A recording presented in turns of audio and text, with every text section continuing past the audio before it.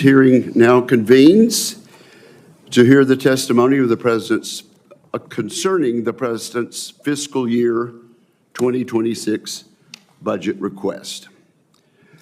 I welcome Secretary Hegseth, Chairman Kane, and Acting Controller McDonald.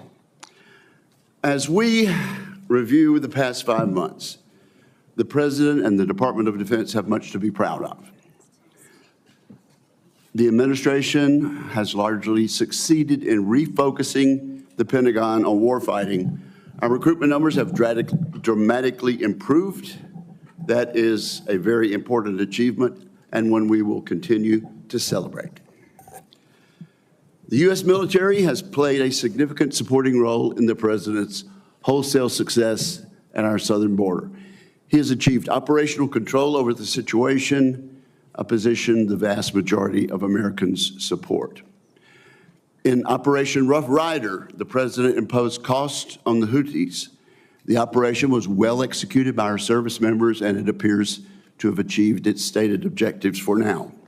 Similarly, the President has relentlessly struck al-Qaeda and ISIS terrorists.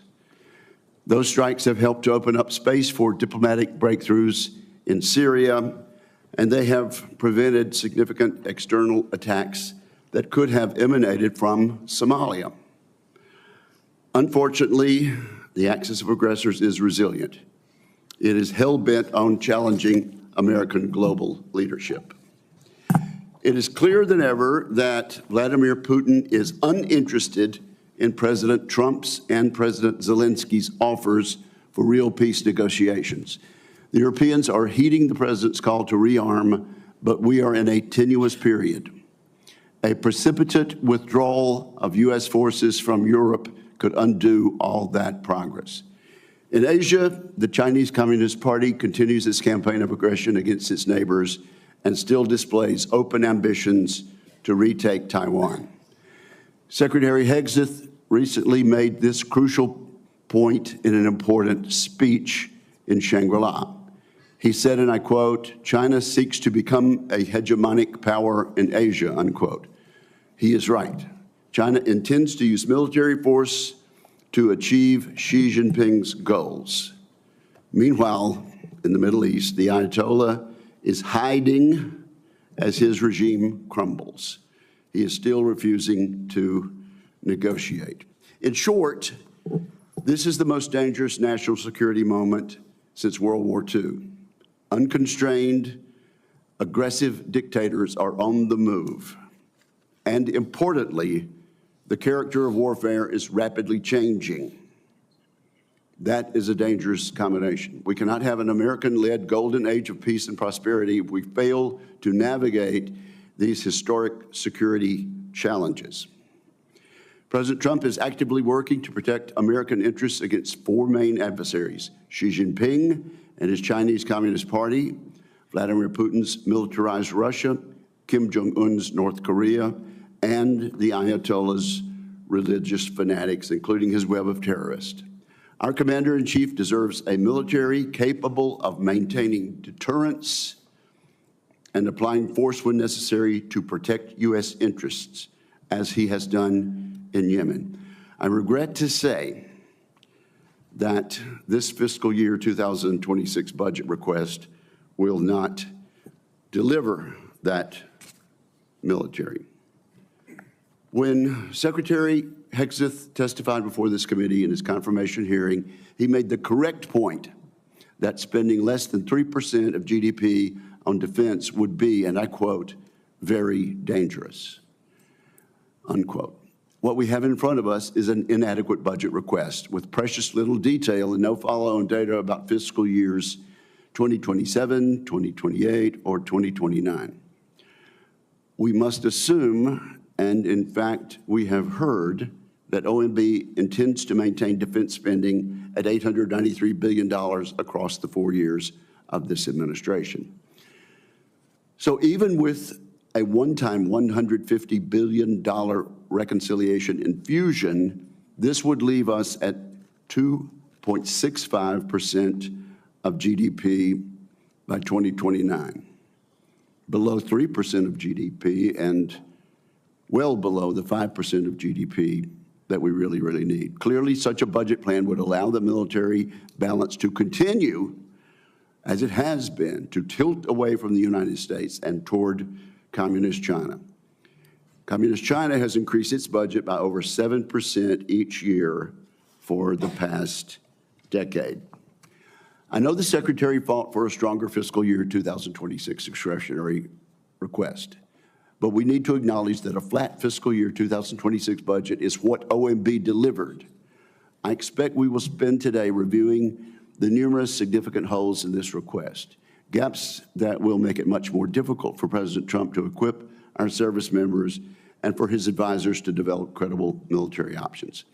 Across the budget, we see significant holes: shipbuilding, tactical fighters, basic maintenance money, and more, all insufficient. The budget seems to be written as if there are many items in the reconciliation package that simply are not in that bill. This is confusing because the text of the reconciliation bill has been public for quite some time. Chairman Rogers of the House and I worked closely with the executive branch and members of this committee on the contents of the package. This budget threatens to undermine the good work we have done together on that bill and leads me to question whether some officials in the administration plan to ignore congressional intent. I believe ignoring congressional intent would be a wrong-headed decision for the United States of America. We all work for the American people, and we share largely identical goals when it comes to deterring Xi Jinping, Vladimir Putin, and other threats. We need to work much more closely together on investment strategies and actions necessary to rebuild our industrial base. The President and the Congress want action on reindustrialization. We want to rebuild the arsenal of democracy. We need action on industrial base integration, streamlined weapons sales, and cooperation with our allies and partners. We agree on fundamentally changing the way the DoD budgets and handles acquisition. Now we need to agree on providing the men and women of the Department of Defense with the resources they need to do their jobs. We have no time to waste. We must commit to continued collaboration now. With that, I turn to my friend and colleague, Senator Reid, for his remarks. Well, thank you very much, Mr. Chairman. Mr. Secretary, General Kane, Ms. McDougall, welcome. Mr. Secretary, as the Chairman has said, this is a dangerous moment. As we speak, missiles are striking cities across Israel and Iran, threatening to ignite a regional war. There should be no doubt that for the safety of the United States and the rest of the world, Iran cannot acquire a nuclear weapon.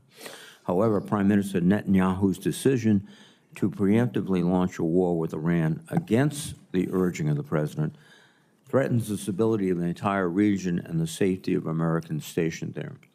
The Trump administration must take urgent steps to prevent a wider war.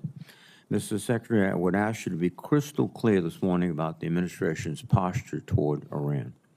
More broadly, Russia continues its bloody assault on Ukraine, unmoved by President Trump's negotiating tactics, and China is threatening our allies in the Indo-Pacific as America once again redirects its attention to the Middle East. This is a moment that requires leadership, expertise, and competence from the Department of Defense. And Mr. Secretary, I am concerned, frankly, that these qualities have been eroded under your leadership. In your opening statement, you write, quote, "At the Department of Defense, we are sweeping away distractions to focus on our core mission of warfighting," close quote. I'm a bit skeptical. Since you were sworn in, much of the Pentagon has been in disarray. You have purged thousands of defense experts, gutted oversight offices, and surrounded yourself with hand-picked loyalists. You have fired a number of our most accomplished generals and admirals with no explanation nor replacement. Your chief of staff, several top policy advisors, and chief spokesmen have all either resigned or been fired.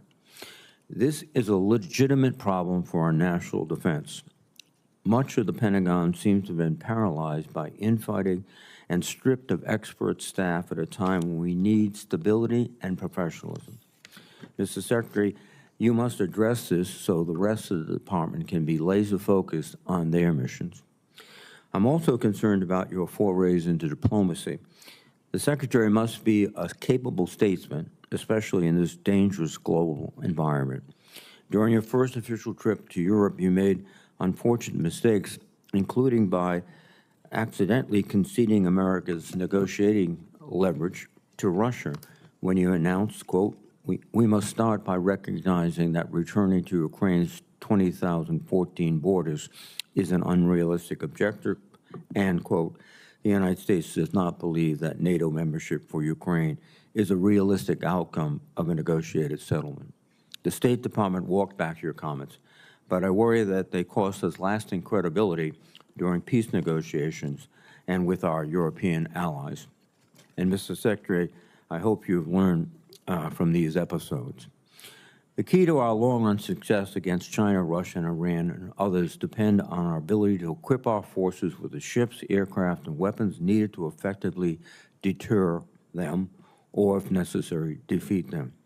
Mr. Secretary, you have said that readiness is your top priority, but I'm concerned by a number of actions you have taken that seem to distract from readiness.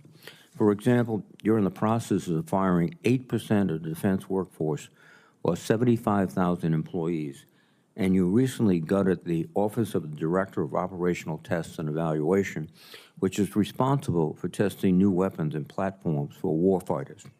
You have argued that these cuts were needed to eliminate wasteful spending, but you have simultaneously pledged hundreds of millions of dollars to convert a second-hand Qatari jet to be Air Force One. These decisions do not seem to align with readiness. Similarly, over the past 2 weeks, you have ordered 4,700 National Guard troops and Marines into Los Angeles against the will of the governor and mayor. These forces are in addition to the 13,000 troops you have deployed to the southern border, and separate from the 20,000 National Guard troops requested by DHS to help ICE conduct, quote, interior immigration efforts. As a consequence, military units have to cancel their national training center rotations and waste invaluable hours and resources performing DHS activities unrelated to their warfighting missions. I cannot imagine a faster way to erode military readiness and distract from our ability to deter China, Russia, and Iran. You also claim that merit is the only measure of performance under your leadership. That is a worthy principle. However, you refuse to explain you fired many of our most senior military officers, including the Chief of Naval Operations and the Commander of Cyber Command. All of these positions remain unfilled, which weakens our military. As importantly, these officers were fired without any justification, indeed without considering merit, which creates the worst possible outcome for a military force. Fear throughout the ranks that one should not speak up, should not refuse an illegal order, and should not call out abuse nor question decisions. I fear that last week's disturbing display of partisanship at President Trump's event at Fort Bragg is an example of this. Mr. Secretary, I hope you understand the grave risks of politicizing the military and that you will commit to preventing it. Finally, you have pledged to be transparent as Secretary of Defense, yet to date you have not held a single press conference at the Pentagon. Instead, you have evicted news outlets from the building, overwhelmingly restricted press access, and searched for leaks within your own staff, even threatening general officers with polygraph tests. This is not transparency, and it is a disservice to the American people who deserve to know what their military is doing. Ultimately, Mr. Secretary, this is a dangerous moment, and you must better demonstrate leadership, expertise, and competence atop the Pentagon. You are the 9th Secretary of Defense I have overseen as a member of this committee. In fact, this is the 26th time I have questioned the Secretary of Defense during their annual posture hearing. I have disagreed with each and every one of them on issues of policy and strategy, some more frequently than others, but I've always been able to work with them openly and earnestly because we shared a common agreement that our national defense supersedes partisanship. It's disappointing so far that we have not been able to establish such a relationship with this committee and with your department. Your candid and honest testimony today can go a long way toward making that possible, and I hope we can make that progress. Thank you, Mr. Chairman.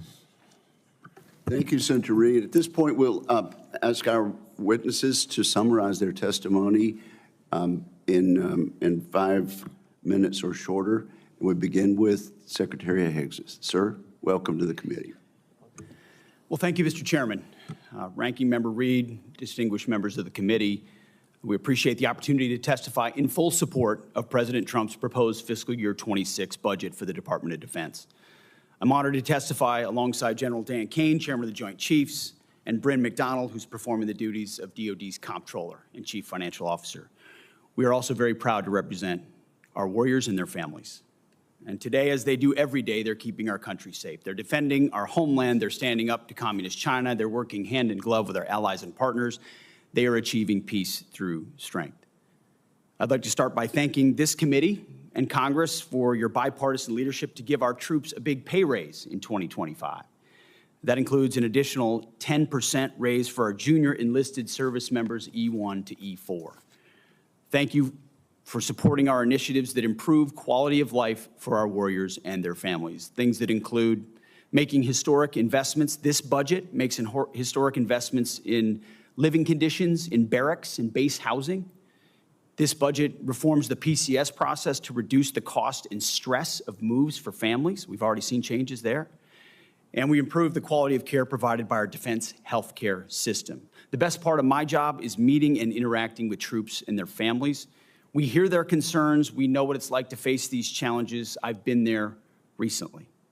Each of these initiatives responds to feedback that we've gotten from the force. We are listening, and we are always looking for ways to improve quality of life for those who serve. Under President Trump's leadership, this budget puts America first and gives our warriors what they need. The $961.6 billion budget request, more than $1 trillion for national security, will end 4 years of chronic underinvestment in our military. Now, as is custom with first-year administration budget releases, additional time was necessary to implement presidential initiatives. So in the last 4 months, we've moved quickly to reverse course after 4 years of weakness and mismanagement. We found nearly $30 billion in savings across the department. And this savings, if you add this savings to our overall budget, we're increasing the DoD budget in 2026 by $143 billion. We do that by killing wasteful programs, targeting bureaucratic excess, and redirecting funding from Biden-era priorities to President Trump's priorities. We're working with the Department of Homeland Security to increase border security, to reduce China's malign influence in the Western Hemisphere, to defend freedom of navigation in the Red Sea. However, as we would all acknowledge, there's more work to do. I've got 3 core priorities in the department: restore the warrior ethos, rebuild our military, and reestablish deterrence. First, we're restoring the warrior ethos. President Trump has charged me to focus relentlessly on warfighting, lethality, meritocracy, standards, and readiness, and that is exactly what we're doing. We're setting standards that are high, equal, and unwavering. DEI is dead. We replaced it with a colorblind, gender-neutral, merit-based approach, and the force is responding incredibly. Because of President Trump and his America First priorities, recruitment and retention are higher than they've been in decades. Historic surge of young Americans who want to join our military. Second, we're rebuilding our military. 25 years ago, our military was unchallenged, yet we squandered that advantage as China carried out an unprecedented military buildup. President Trump is correcting that. We're reviving our defense industrial base, reforming our acquisitions process, rapidly fielding emerging technologies and new weapons to meet the challenges of the future. This budget invests $25 billion in Golden Dome for America, a down payment on President Trump's priority to defend our homeland. It also commits more than $62 billion to modernize and sustain our nuclear forces as we face rising nuclear dangers. The budget allocates $3.5 billion for the F-47, the world's first 6th-generation air superiority fighter. The budget will revitalize our shipbuilding industrial base with $6 billion in funding in FY26, and that's on top of $47 billion overall for shipbuilding. The budget significantly increases funds to buy next-generation technology, including autonomous systems, long-range drones, long-range fires, and hypersonics. We will put these capabilities in the hands of our warfighters, ensuring we remain the most lethal force in the world for generations to come. And third, we're reestablishing deterrence. When an opponent sees our well-equipped and tough-as-nails warriors, they will decide that today is not the day to test U.S. resolve. Credible deterrence, it starts at home, and it starts with securing our borders. As was mentioned by the chairman, we are working to achieve 100% operational control of the border. Illegal crossings have decreased 99.9%, and it was just reported today that CBP released 0 illegals into the U.S. last month, down from 62,000 released into the interior last May. The Indo-Pacific is our priority theater, and China is our pacing threat. That's why I've traveled twice to that region to visit our forces and meet with our allies and partners. As we shift toward the Indo-Pacific, we're looking more to our allies and partners to be force multipliers alongside the United States, and we're making progress in that. We applaud those allies who are stepping up, but others need to do more and quickly. At the NATO Heads of State meeting next week, we expect NATO allies to commit to spending 5% of GDP on defense and defense-related investment, an almost inconceivable accomplishment when President Trump started that project in his first term. And with NATO stepping up, we now have a new standard for allied defense spending that all of our allies around the world, including in Asia, should move to. As the President has rightly pointed out, it's only fair that our allies and partners do their part. We cannot want their security more than they do. The Department of Defense is executing a common sense agenda to achieve peace through strength. We know the threats we face are serious, and so our investments are as well. And that's what this budget does. It matches capabilities to threats. We long for peace, so we prepare for war. We must overcome decades of neglect and decline. We must fortify our position as the world's most lethal fighting force, and we have to act fast because our opponents are. This committee is our critical partner. We appreciate your leadership and oversight, which is essential. And I look forward to accomplishing these goals to achieve peace through strength, support our warriors, protect our citizens and our taxpayers together with you. May God grant us the wisdom to see what is right and the courage to do it. Thank you. Thank you, Mr. Secretary. General Kane, do you wish to summarize your testimony? Yes, sir. You are Good morning. recognized for 5 minutes, sir. Thank you, sir. I'll try to hit that target. Chairman Wicker, Ranking Member Reed, members of the committee, thank you for being here. I'm honored to join Secretary Hegseth and Ms. Bryn McDonald to appear before you today to testify on the President's fiscal year 26 budget. Today's hearing reflects our shared commitment to maximize efficiency, accountability of our taxpayers' dollars, and ensuring every expenditure increases the lethality and survivability of your joint force, providing our warfighters with the advanced capabilities and cutting-edge technology required to dominate our adversaries. I have deep gratitude for everyone in this room and our shared commitment to help deliver the capability and capacity that the joint force needs. That goes to our civilians and their families as we work to deliver peace through overwhelming strength. And I want to echo the Secretary's comments regarding our brave men and women serving abroad today. It's my responsibility as chairman to understand, advise, and integrate our joint force to confront and manage the risks worldwide. This demands a comprehensive understanding of every domain, across every service, and across every region, across all time horizons. It also requires making and advocating for difficult decisions that prioritize the finite taxpayer resources that we have in order to ensure the greatest impact and capability for our warfighters. The President's budget enables the joint force to defend our great nation from adversaries seeking to do us harm. And we're relentless in the pursuit of innovation and technologies that allows us to hopefully deter, but if need be, win on battlefields of the future. This budget empowers the joint force to get after the Secretary's 3 pillars: restoring the warrior ethos, rebuilding our military, and reestablishing deterrence, and ensures that the joint force is properly armed, globally integrated, and ready to go. The President's budget invests in our warfighting capabilities to win, as I said, on the battlefields of the future. We must be properly armed with the right capabilities, lethal, modern, reliable, survivable, and at scale in order to win.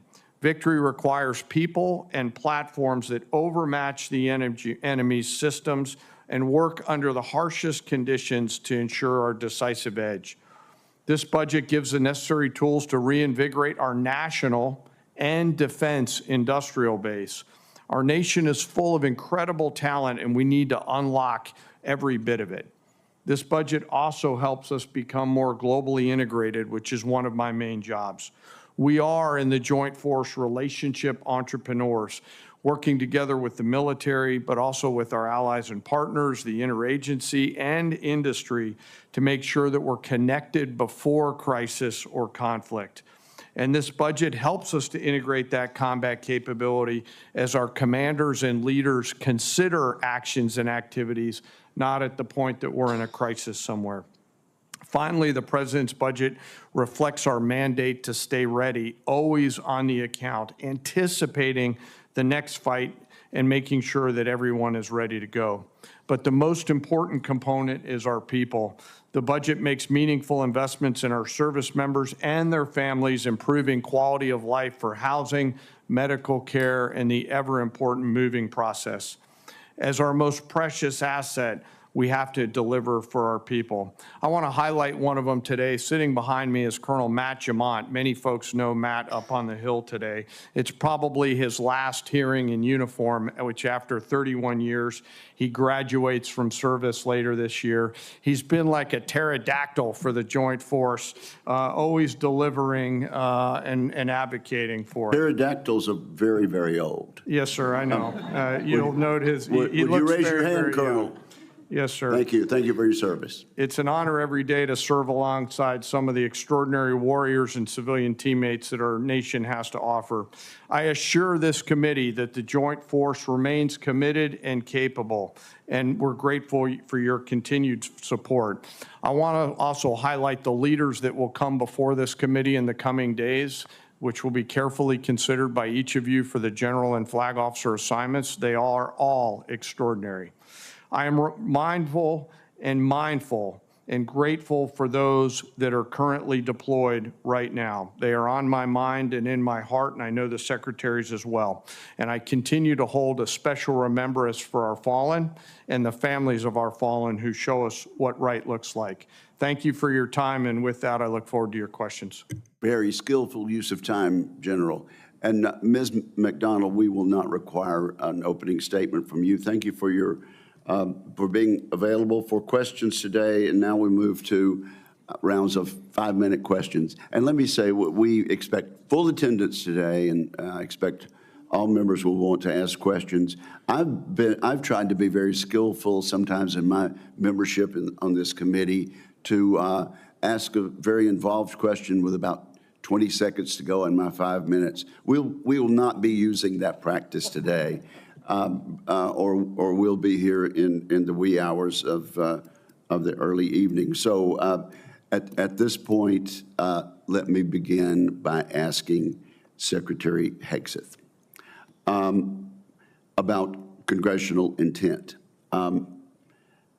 We worry about the explicit choices that the Congress has made and that have been enacted into law by the President in the fiscal year 2026 budget.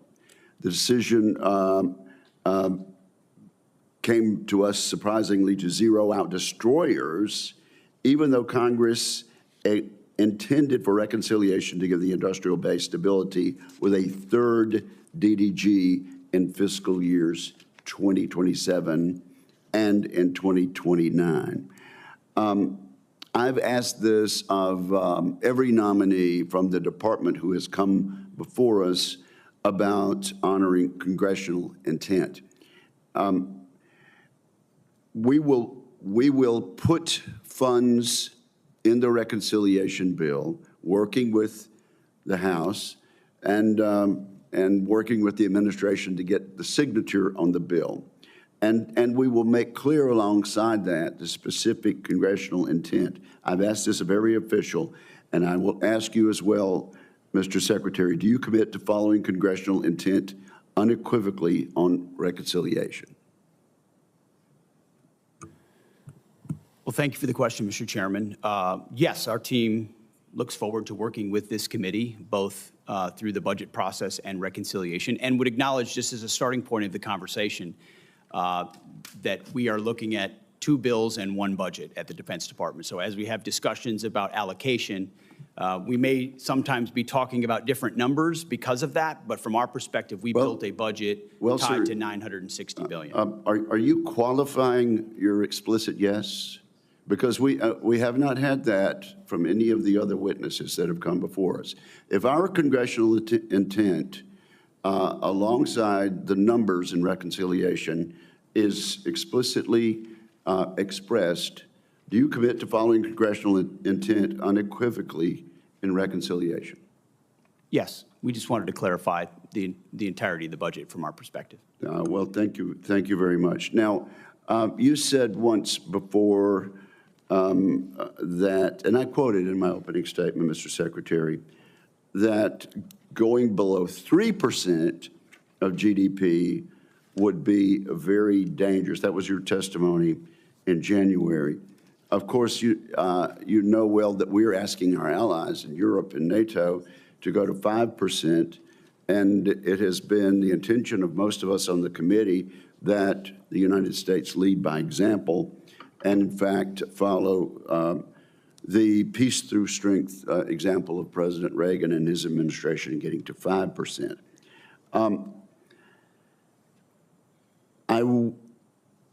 I understand that if you put reconciliation and the budget requests together for this year, it exceeds 3%.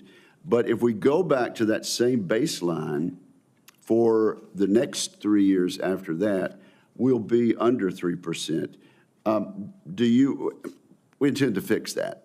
But do you still agree that going below 3% would be a, quote, very dangerous, unquote, choice?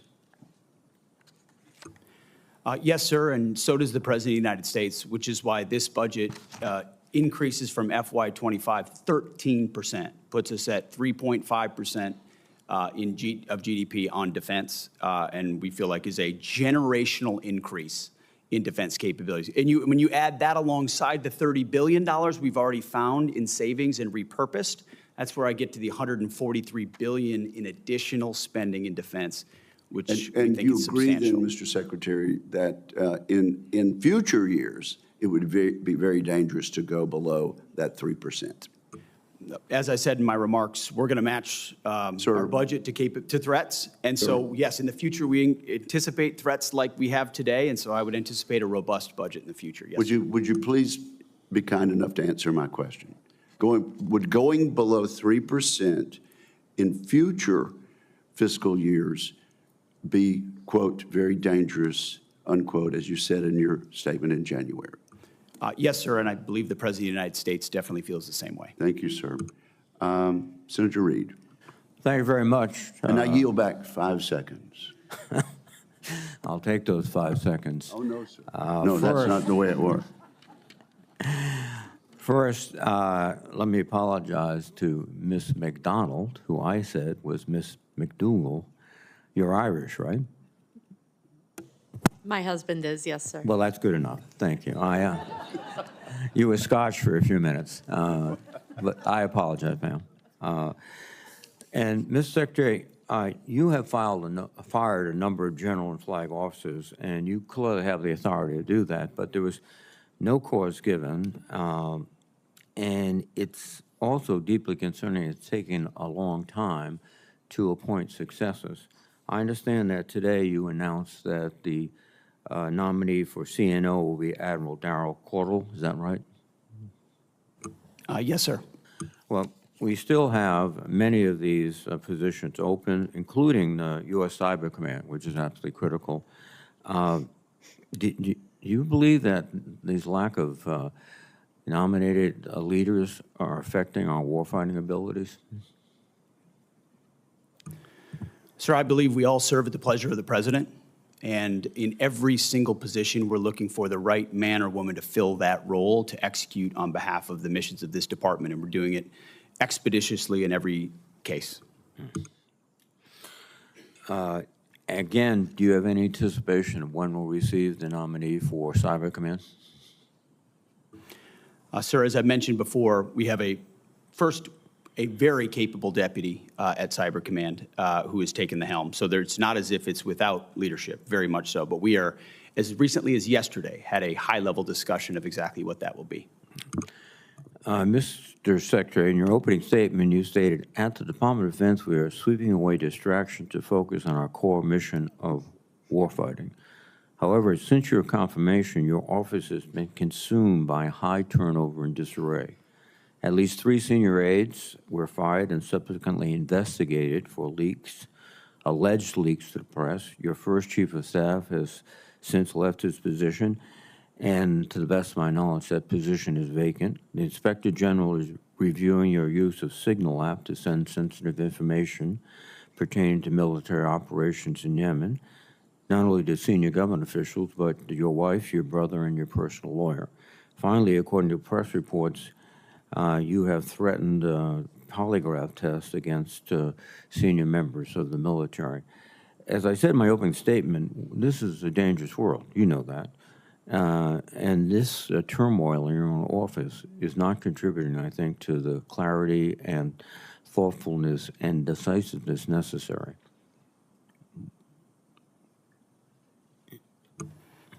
Sir, I would just say the media loves sensational headlines that are not connected at all to reality. If you look at the execution of our office and what we've done on the president's priorities, I'm very proud of what we've been able to do in 140 days. And when you move fast to reestablish deterrence and restore a warrior ethos and rebuild the military, it's going to come with some changes. But when you look at the leadership structure, both in uniform and on the civilian side of the Defense Department, it's as strong and capable as it's ever been.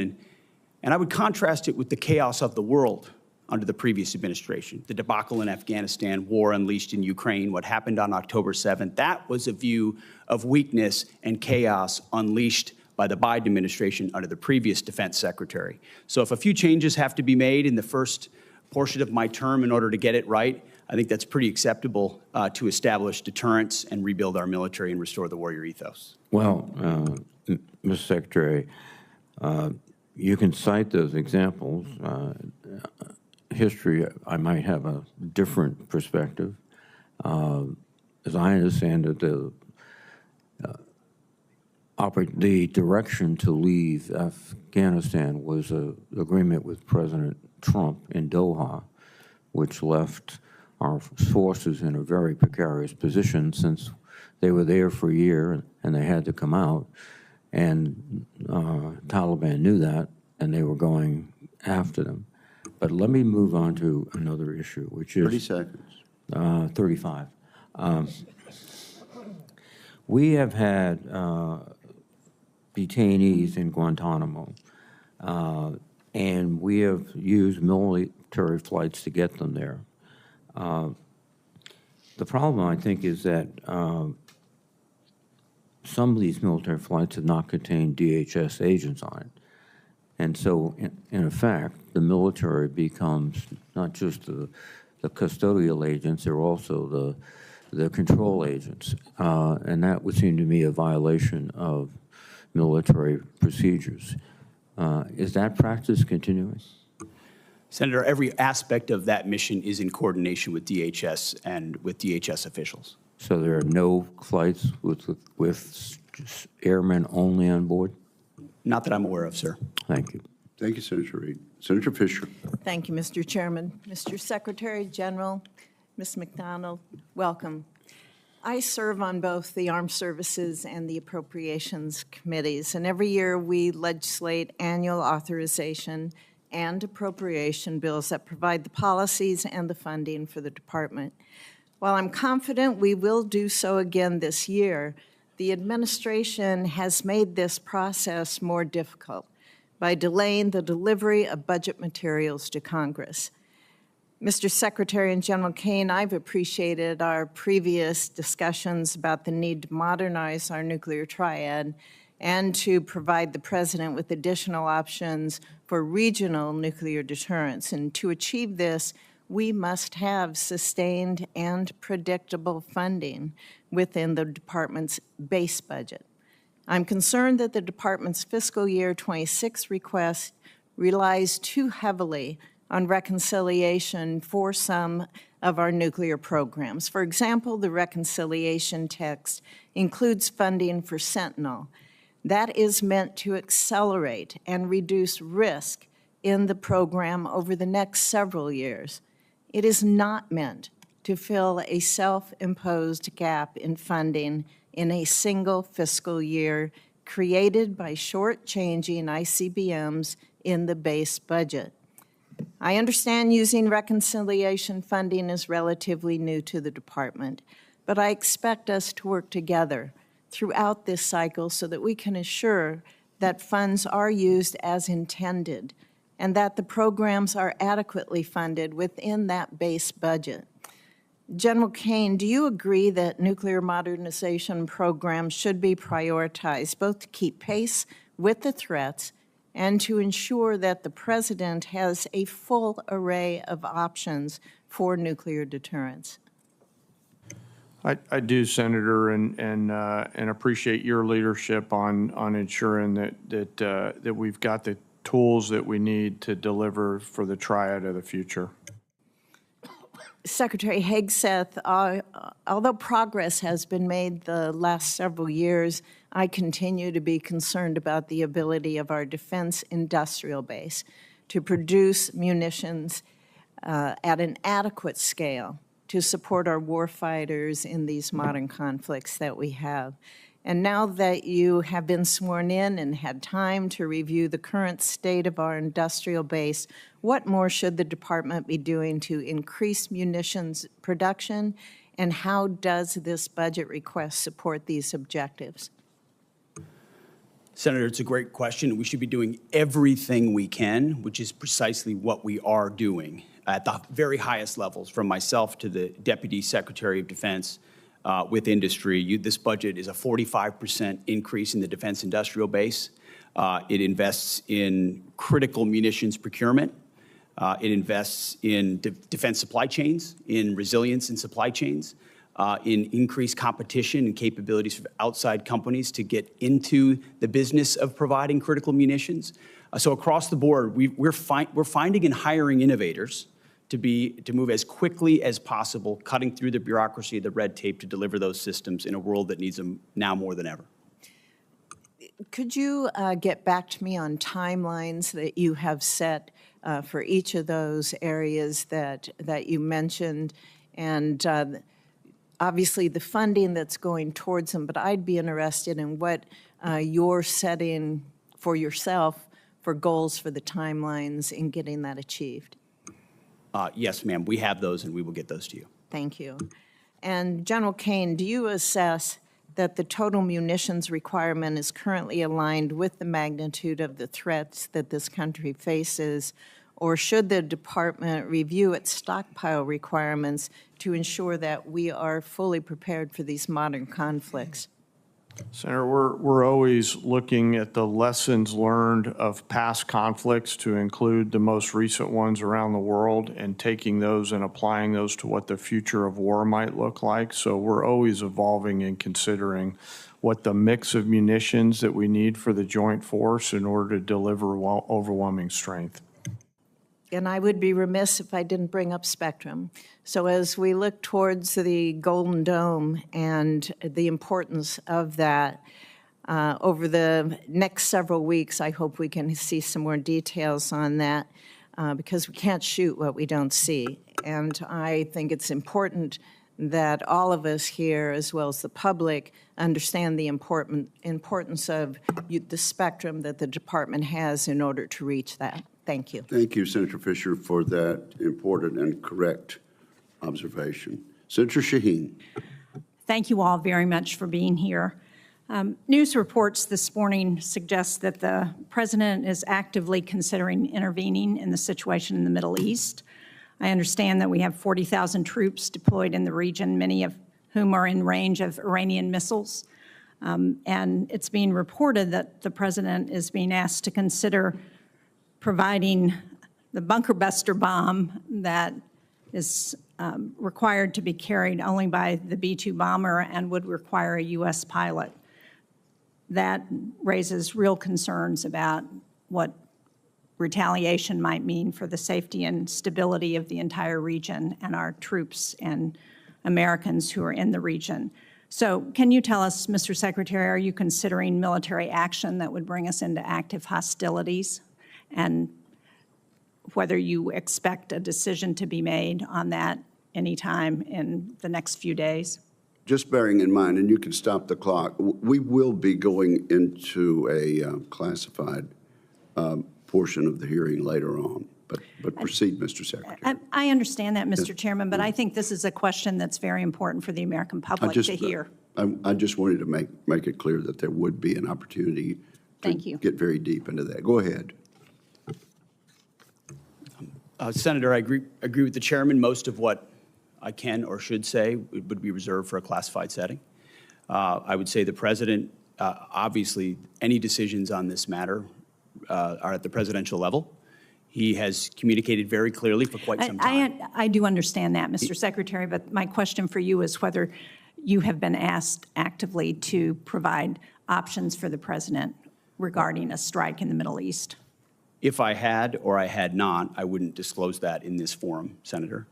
My job, our job, Chairman and I, at all times, is to make sure the president has options and is informed of what those options might be and what the ramifications of those options might be. I appreciate that. You mentioned the troops in the region. I maximum expect, force protection at all times is being maintained. I would hope that as soon as consideration about action is determined, that the public will be informed about that. 6 of us on this committee just returned from the largest air show in the world. It was very impressive to see the innovation and technology from our industry on aerospace. And one of the concerns that I heard from many of the companies that I talked to was about the potential to partner with our allies and partners for innovation, for co-production. And one concern I heard was about the proposed review of the AUKUS agreement. That's after the Australian government has already contributed $500 million to our submarine industrial base, and American and UK shipbuilders have made capital investments to support the increased demand. So do you disagree with the position that President Trump has taken about AUKUS, that we should move forward? And what is the review expected to produce? Well, Senator, I think reviews are always prudent, but those reviews actually come after conversations I've had with the Minister of Defense, Healy, in the UK, and Marles in Australia. Long personal conversations about the status of this arrangement, both aspects of it. So we are reviewing it because that's what the Defense Department ought to do to make sure it fits the priorities of the president, and that our defense and shipbuilding industrial base can support, ensure that we're clear on all sides of that, on either pillar. And then on pillar 2, identifying specifically the ways we can work together most meaningfully to co-produce with our industrial base munitions or other capabilities that would be most applicable to the threats we face. But do you agree that it's important to increase the capability of our nuclear deterrent in the Indo-Pacific, and that AUKUS is one way to do that?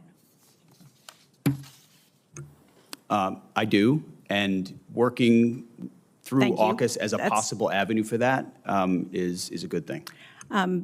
Last week, Mr. Secretary, during the SAC-D appropriations hearing, you reaffirmed the need for an exemption for the Portsmouth Naval Shipyard to your hiring freeze. Senator Collins asked you a very relevant question on that, and since Senator King and I share that shipyard, I'd like to ask you again, because we have not yet heard anything from you or from the Office of Personnel Management about how they're responding to this. DOD has told us that the Office of Personnel Management needs to review every single new hire one by one at a time when we need 550 people every year just to keep up with the Navy's demand for maintenance and on its nuclear submarines. So will you commit to talking to OPM on this issue? Thank you. Yes. Thank you, Senator Shaheen. Senator Cotton. Welcome, everyone. Thank you for your testimony and, more importantly, your service. Secretary Hegseth, the president at a press gaggle just now at the White House said of strikes against Iran, to Senator Shaheen's question, I may do it, I may not do it. I mean, nobody knows what I'm going to do. You had referred to these questions as presidential level decision, is that right? And I think that's always true. Advisors advise and presidents decide. But it's your job to have contingency plans for everything that the president may or may not decide. Is that correct? That is correct. And no one should be surprised or scandalized that the Pentagon has lots and lots of contingency plans. Senator, our job is to have contingency plans. It's like in Armageddon, Billy Bob Thornton's character Truman, speaking of NASA, could have been speaking of the Pentagon. You're geniuses. You're just thinking stuff up, and you got people in another room backing them up. Is that right? We plan. Thank Senator. you.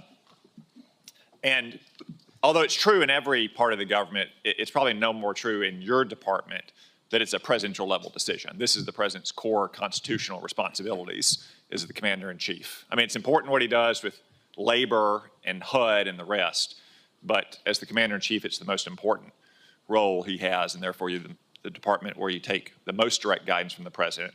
Everyone in the department has to support the president's decisions once those decisions are made, correct? Correct, Senator. As I've said, there's only one person that was elected president of the United States. Yeah. And the American people elected him to make these decisions on their behalf. And if and when those decisions are made, the department is prepared to execute. And I know that you welcome and have robust policy debates in the department, and no doubt you have very differing views on many questions, whether it's what to do with Iran or what kind of aircraft or ships we need to build or what the quality of commissaries are on our bases, and that's welcome. You need that kind of robust debate to make the right recommendations. But once the president's decision has been made on any question, that's final, right? That's your standard? The president welcomes, I've watched it in real time, views on all issues from all aspects. But yes, once those have been represented, intelligence represented, options represented, upsides, downsides, threats, of course, when the president makes a call as the commander-in-chief, we will execute. Well, thank you, because I know there was some controversy earlier this year inside the department, and not everyone seemed to be on the same page that you and the president are after presidential decisions had been made, and you had to make some tough decisions there. And I commend you for those decisions. I think you did the right thing. You have to make sure that everyone stays on the same page and everyone supports presidential decisions. One decision I also want to call out, since we haven't spoken about it here, and I'm not sure we will, and I want to commend you for as well and commend your team, is the redesignation of base names for Army bases. In the summer of 2020, as a Jacobin fever swept the country during the BLM riots, it was decided to rename several Army bases. To be honest with you, I think most soldiers serving those bases didn't even know who they were named after. They just had fond recollections for decades of their time at Fort Benning or Fort Bragg or other places. And I think now you've completed the effort to redesignate those names, those bases, to the names that so many generations of soldiers served at for new American heroes. Is that right? Yes, all of the previous names for the U.S. Army installations have been returned. Well, thank you. I think that was an inspired approach. It complies with the law. It teaches a new generation of soldiers about those who went before them, and I hope the matter is settled. I especially want to commend you for Fort Gordon, named after Gary Gordon, one of two Delta operators along with Randy Shugart, who willingly laid down their life in the Battle of Mogadishu to protect their buddies, not even in the battle at the time, and against commanders' repeated wishes until they pestered the commanders finally to let them get on the ground and protect those soldiers on the ground and lay down their life. I think that was an inspired choice. One final question. You'd said that everything needs to be on the table to address our munitions crisis. We all agree on this committee. We all have been working hard for many years on that. Private industry is very important, but you have your own organic industrial base, ammunition plants, arsenals, depots. That's included in everything, right? That we need to look at every possible source to address every potential choke point in our munition supply chain. Every possible source. Thank you. General Kane, you agree with that, I presume, that our organic industrial base, especially the arsenals and ammunition plants and depots, are a solution to this problem, not a part of the problem or a relic of the past? I do, sir, and I'm aware of your letter to the Army on that matter, which I know they're looking at. Okay, thank you. Thank you. Thank you very much, Senator Cotton. Senator Gillibrand. Secretary Hegseth, this committee has had many hearings about the future of warfare and making sure that we have the complement of warfighters that we need to win any future wars and not focus on how we could have done better in the previous war. One of the areas where I have deep concern is cyber defense in this country. I'm concerned about cyber warfare. I'm concerned about cyber terrorism. I'm also concerned about the deployment of UAS, as we've seen being extremely powerful in the war in Ukraine. We've seen what Iran has done.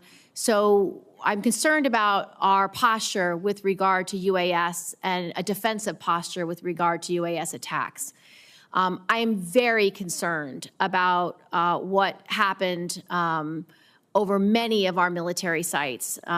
Drone configurations hovering for weeks without response. No authorities to be able to track where those drones came from by the DoD to assess, are they Iranian, are they Chinese, are they Russian, are they on spy missions, what is their purpose? Inadequate authorities, inadequate defenses, inadequate technology. The Langley incursion is incomprehensible. On top of that, I'm very concerned that we are not investing in our cyber professionals, that we don't have enough cyber offense, enough cyber defense. We have currently 30,000 open cyber positions within the DoD. So I'd like to hear from you, what's your plan to have cyber defense and cyber warriors at the appropriate complement? And number two, what is your plan to create the authorities that you need for UAS defense and to have the inadequate response of this is someone else's job no longer come out of our leaders? Well, Senator, thank you for the question. You're right over the target. Cyber needs to be a part of every single way that we plan and look at the world. That gray zone part of conflict, and we can't cede that terrain in any way to our adversaries. And so it is, you'll see the resources in this budget that invest in that. You'll see it fully integrated into planning and capabilities. And what we're looking for in the next cybercom and what we're looking for there, our Deputy Secretary of Defense is leading a charge to make sure it fits precisely what the world needs today. So we have a program that this committee supported in the last two NDAAs, which is a cyber academy to create a pipeline of young people who do cyber for service. So they get a state-of-the-art cyber education at over 600 schools around the country, and then they dedicate the number of years they had education to the Department of Defense or the intelligence community. And right now it is not being funded. And right now, because of the hiring freeze, these kids who've completed their degree under the Cyber Service Academy actually can't get a job at the DoD or the intelligence community, and they're either going to have to no longer serve, which was part of the program, or get employed somewhere else, but we lose them. So what are you doing to unplug this problem of not hiring these cyber professionals immediately because they are part of the cyber service program? And your budget does not show that you are planning to fill 100 cyber positions for these young people who want to serve in the IC community or in the IC or in the Department of Defense. We'll review that aspect of the hiring freeze in the Cyber Academy. We want those positions filled. We're fully committed to it. And then on counter UAS, which you mentioned, it is a reality of the modern battlefield, whether it's in Ukraine or elsewhere, that we have to fully account for and address as aggressively as possible. And you have my assurances at the highest levels. we are putting our best people in charge of ensuring we have counter-UAS systems that can match the threats of the future. I would like you to prepare for this committee 2 letters in response to these questions. 1, what are you going to do to fill the 1,000 slots for the Cyber Academy? And how are you going to get this hiring freeze taken care of? And 2, what is your plan for increased authorities, increased investment, appropriate review of UAS that hover over our military and nuclear sites? So this committee has a fulsome response from your whole team about how you will address these 2 problems. We will get that to you, Senator, and authorities, you are right, is a huge issue on counter-UAS It's something that we're gonna Senator address. Cotton and I are committed to passing. We both serve on intelligence and armed services, and so we share the urgency on this issue. And so, Mr. Secretary, you'll submit those letters for the record. Thank you, sir. Thank you, Senator Gillibrand. Senator Rounds. Thank you, Mr. Chairman. To all of you, first of all, thank you for your service to our country. I have heard now from 25 senior department officials, including every service chief and 8 combatant commanders, that vacating the 3.1 to 3.45 gigahertz and the 7 to 8 gigahertz bands of the spectrum would have significantly negative consequences for our warfighting capabilities. Being forced to share these bands with commercial interests in a non-optimal way would have the same impact. General Kane, does the Joint Force have capabilities operating on the 3.1 to 3.45 band and the 7 to 8 bands of the spectrum, which would be used in a conflict with China? We do, Senator, yes.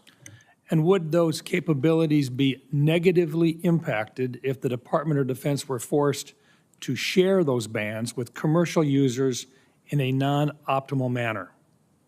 Sure, Senator, I think the key is non-optimal. I know there's some work going on around dynamic sharing that would minimize to an acceptable level the ability to frequency hop in and out of those particular bands that would not adversely impact the Joint Force. So, but as of today, there is no way to make it happen. Not today, as you know, Senator, and I appreciate your leadership on this, but there's a lot of work going on in that space, sir. I think we agree that the economic security is national security and that we need to move forward in the next gen with regard to our communications capabilities. But as it pertains to spectrum auction authority, how do you view a spectrum auction process that bases decisions solely on economic considerations? Well, as you said, Senator, economic security is national security. You know, those are policy decisions. My job as the chairman is to provide the military advice to our policymakers and let them make that decision. And this firmly sits in that policy space. And so rather than put myself sideways out of my swim lane, I'll leave it to them to decide. But in your professional military opinion, the areas between 3.1 to 3.45 and the 7 to 8 band are critical to our national defense. 3.1 to 3.45, no doubt. Lower end of the 7, there's some, I think, some discussion. 7.4 to 8.4 is an area that I'd prefer us to hang on to, Mr. Thank Senator. you. And Secretary Hegseth, I know that you've told me that you would be willing to go to the mat to protect these critical capabilities. I think that is critical. In fact, these bands are essential to building Golden Dome, which will require even more radars and military communications infrastructure than we currently have, particularly around population centers and defense sites, as we see in Israel today. Would you agree with that today, sir? Yes, Senator, I concur with the chairman's characterization, and I would just say at no time in conversations around spectrum has DOD's equity never been, it's always been fully represented in those conversations to ensure we protect what we need to protect. Thank you. General Kane, what is your assessment of the operational and strategic benefits of maintaining the dual hat leadership arrangement between U.S. Cyber Command and National Security Agency, the NSA, particularly in terms of intelligence integration, speed of action, and mission success in contested environments? Sir, I can argue both sides of that one, and you know, mindful that that's a policy discussion. I think that either will go on soon or has been going on, and I'd prefer to leave that to the policymakers. I think the key is both organizations are critically important, and whether it's a single commander or two leaders that collaborate with no distance between them, we achieve the same end state. Would it be fair to say that the dual hat prevents stovepipes in the cyber domain today? Senator, there's stovepipes in all kinds of domains today, so I can't assure you that it would prevent them. What I do hope is that whatever path we take, we select leaders who are committed to integrating and knocking down those stovepipes, whether it's a single leader or two leaders. That's what the nation needs. We have been successful in making significant exchanges and utilizing assets for both the NSA and for Cyber Command so far. Secretary Hegseth, are you committed to maintaining the dual hat relationship that has significantly benefited our national security to date? Senator, as of right now, we're maintaining the status quo, but it's something we reserve the right to review. Thank you. Thank you, Mr. Chairman. Thank you, Senator Rounds. Senator Blumenthal. Thanks, Mr. Chairman. Secretary Hegseth, you've been asked about options for the use of force abroad. I want to ask about the use of our military at home. I have been deeply disturbed and alarmed by the use of active duty troops, Marines, in Los Angeles, and President Trump has made clear his intention to continue to use the military to suppress dissent and likely inflame tensions there and elsewhere, all under the guise of enforcing the law. What he's doing may well be illegal. I want to ask you about contingency plans for the use of active duty military in other cities. Do you have such contingency plans? Senator, I would just say we share the president's view that, as you characterized it, we are deeply disturbed and alarmed that ICE officers are being attacked while doing their job in any city in America. And so allowing National Guard or active troops under existing authorities to defend them is important. On ICE officers, yes, but we ought to be equally alarmed by the illegal use of active duty Marines or other military. I take it from your answer that you do have contingency plans for the use of military in other cities. We have never and will not illegally deploy troops. All have been under existing and well-established authorities to use troops to support federal law enforcement officers. So far, there's been no legal justification. It's been challenged successfully. I think that it will prevail. Those challenges will prevail in the courts. And I want to ask you right now to submit to this panel those contingency plans for the use of active duty military in other cities. I want to move on to another area of questioning. The chairman has said that you've submitted precious little detail, to quote him, precious little detail about the budget. I think there is no detail. This budget is literally a rough outline with short-sighted shortfalls. For example, the shortfall on the Columbia class, $2 billion. Only about $1 billion for Virginia class. There is virtually no outline or specificity as to how you are going to provide drones to defend and also engage in offensive outline and maneuvers. The nature of warfare is changing right before our eyes in real time. Unmanned aerial and undersea warfare is happening in Ukraine and elsewhere. And I think that you owe this committee and the American public more specificity in that budget, because we will be at risk. We are at risk right now in the Middle East, and I want to know whether we have contingency plans to protect our U.S. personnel in the region from the kind of swarm of drones that have proved devastating already to 3 of our service people in the Middle East on a base in Jordan. Do you have such plans to protect against drones there? Senator, we work hand in glove with the Joint Staff and CENTCOM and every COCOM especially right now, to ensure everything at our disposal is available to ensure maximum force protection against any contingency, including the one you described, sir. Well, I have no assurance that we have the capacity to safeguard against the swarm of small, lightweight, slow-moving drones that are, in my view, our major vulnerability. And right now, if we engage in the Iran conflict, would put us and U.S. personnel at risk there. Let me ask you about Ukraine. I've just returned from my 7th trip to Ukraine. I am the advocate, chief sponsor with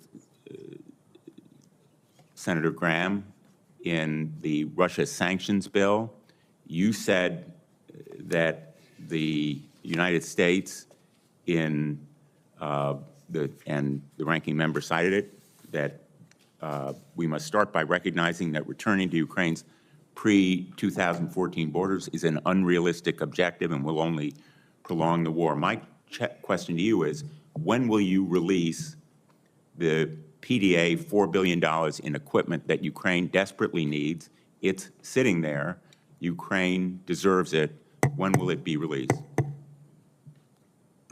We're aware of PDA 75, and that is a decision we can make in the future. My time has expired, but I Thank you. don't consider that answer adequate. Thank you, Senator Blumenthal. Senator Ernst. Thank you, Mr. Chair, and thank you, Secretary, and thank you, Chairman, for being here. Ms. McDonald, I'm actually going to have a question for you. So thank you very much for being here. And I know that Iran is on our minds right now. And Secretary, I'll just pose a very quick question to you. October 7th, 2023, Hamas attacked Israel. Who is the primary funder of Hamas? Senator, it is Iran. And who is the primary sponsor then that provides them with the weapons that they use to attack Israel? Same answer, ma'am. And maybe our public is not aware, but 43 Americans lost their lives on October 7th at the hands of Hamas, which is an Iran-backed terrorist organization. 43 Americans. We never talk about it, folks. I heard nothing about this in the Biden administration. So when there is question about whether it's appropriate for America to be engaged in the Middle East in defending Americans that live and work abroad, I think there's our answer. So thank you, Secretary. I'll start with the Secretary, then I'll come to you, Ms. McDonald. Secretary Hegseth, I do want to thank you because we've had many discussions about this. You have appointed Steve Erickson as the Executive Director of Force Resiliency, and he will oversee the department's Sexual Assault Prevention and Response Office, what we know as SAPRO. And he will directly report to you on the issue of sexual assault within our military. And you've been very responsive on this issue, and I commend you for that. And I have already received my first briefing by Mr. Erickson. So to continue building on this progress, I'm going to hold quarterly meetings with the SAPRO, and we want to make sure that we continue the momentum that we are seeing within the department on that. And Secretary Hegseth, from your vantage point, what positive trends are you seeing out of SAPRO? Well, first of all, Senator, I want to thank you and other members of this committee for the work you've done on that issue. And I think in large part, and you'll see this in this budget, we continue to fund the programs which have seen efficacy. And so I think a lot of these were newer programs, new initiatives, new emphasis put in place that we have simply sought to maintain and accelerate. And you see that in this budget. And thankfully, we've seen this year sexual assault numbers decrease. One is too many, as we've said before, but a decrease is a good trend to see. We want to continue that. Wonderful. And we'll continue working with the department on that. And an amendment that I am going to propose for this year's NDAA would require quarterly briefings from the SAPRO for members of Congress, just as they do with suicide prevention. So we'll continue working on that. I also would love to touch upon a number of other issues I've worked as far when it comes to fiscal sanity within the department. I can submit those for the record because I do want to give Ms. McDonald an opportunity. Let's talk about an audit. I love working with the comptrollers out there, but GAO released a report warning that the Department of Defense is unlikely to achieve a clean audit by 2028, citing longstanding financial management weaknesses. And it's my understanding that a key issue in the department's continued reliance on outdated business and feeder systems that lack internal controls continues to contribute to that. So to help address that, in the reconciliation package, we have $350 million that will be dedicated and directed toward improving audit outcomes across the department. So, Ms. McDonald, all to you. Can you walk us through how the department intends to meet its statutory requirement of achieving that clean audit by 2028? Thank you for the question, Senator, and thank you for your support in reconciliation for automation, AI, and business system replacement to achieve the audit. The first day we came in, that was one of the first topics the Secretary and I discussed, and he actually just put out a memo with guidance for milestones each fiscal year that the department is going to achieve the financial audit by 2028 or sooner, as he has challenged us to do. The Marine Corps just passed their second clean audit opinion. Two additional components have done the same recently. And within the next 3 years, under the Secretary's guidance, the remainder of the department will achieve the clean audit opinion. Well, outstanding. We really appreciate that. Thank you, everyone, for your service to our great nation. Thank you very much, Senator Ernst. Senator Hirono. Thank you, Mr. Chairman. Secretary Hegseth, you've had a tough start. At your confirmation hearing, my Democratic colleagues and I rightly questioned whether you had the requisite qualifications and experience to lead the DoD, the largest federal agency, especially given your checkered past, which included paying $50,000 in hush money to settle a sexual assault allegation against you and driving 2 veterans organizations into the ground. After only months on the job, our concerns about you have proven true, as far as I'm concerned.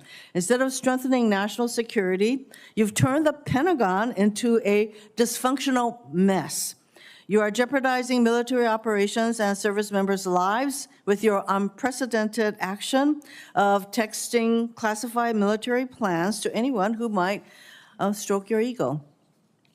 Leading the Department of Defense is more than just a PR campaign filled with photo ops.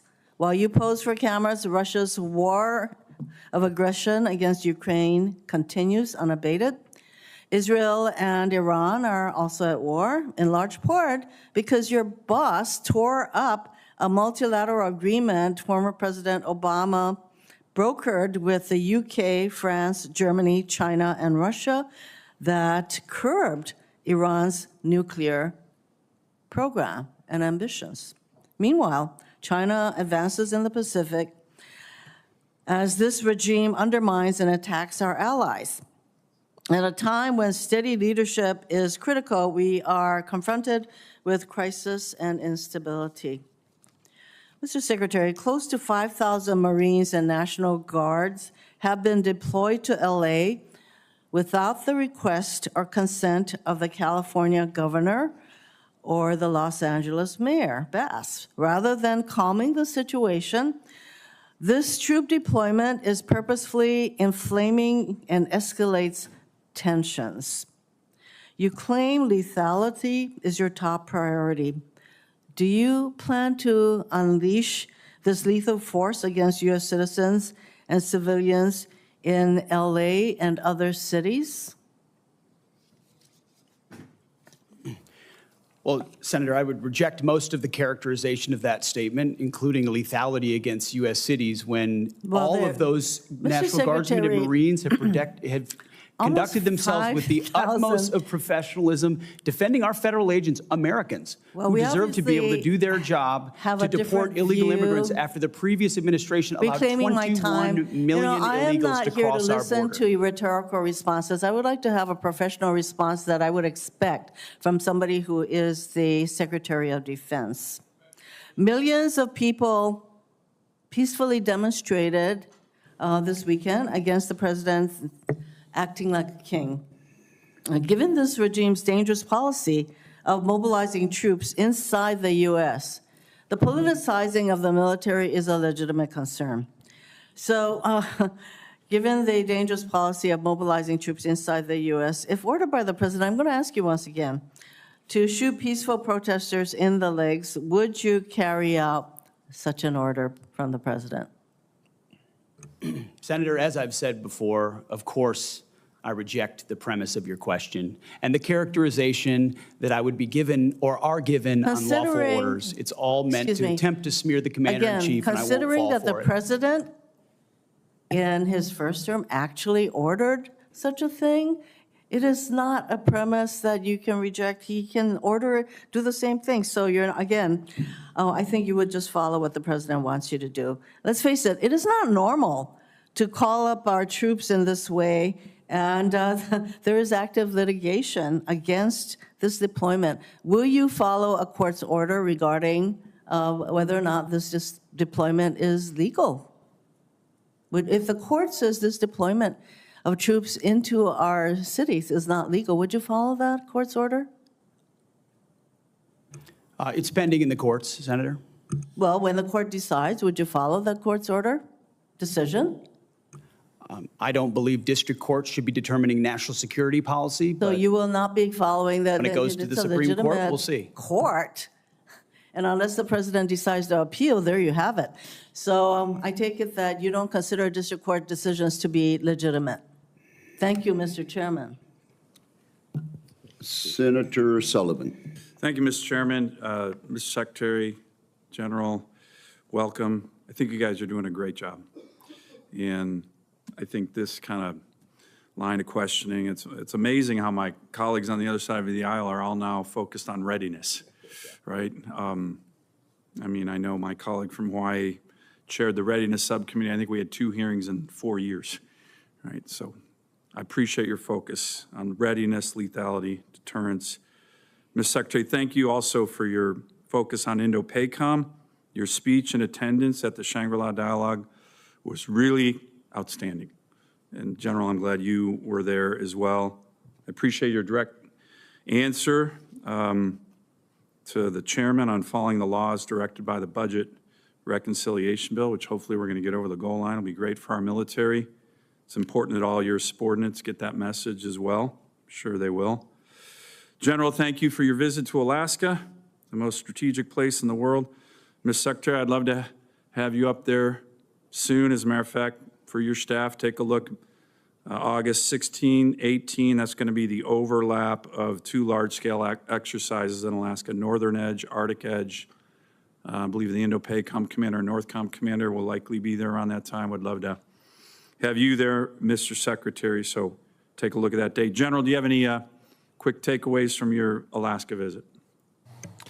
Sure, thanks for hosting me up there on my way Great. to Shangri-La. It was great to see all the soldiers, sailors, airmen, Marines on the northern flank getting after it. It reminded me of the criticality of that part of our country and the importance of taking power projection up there. And I know the services are all looking at that. So thank you for having me. Everybody Senator. appreciated your visit, so thanks again. Ms. Secretary, I really appreciate your focus on reestablishing deterrence.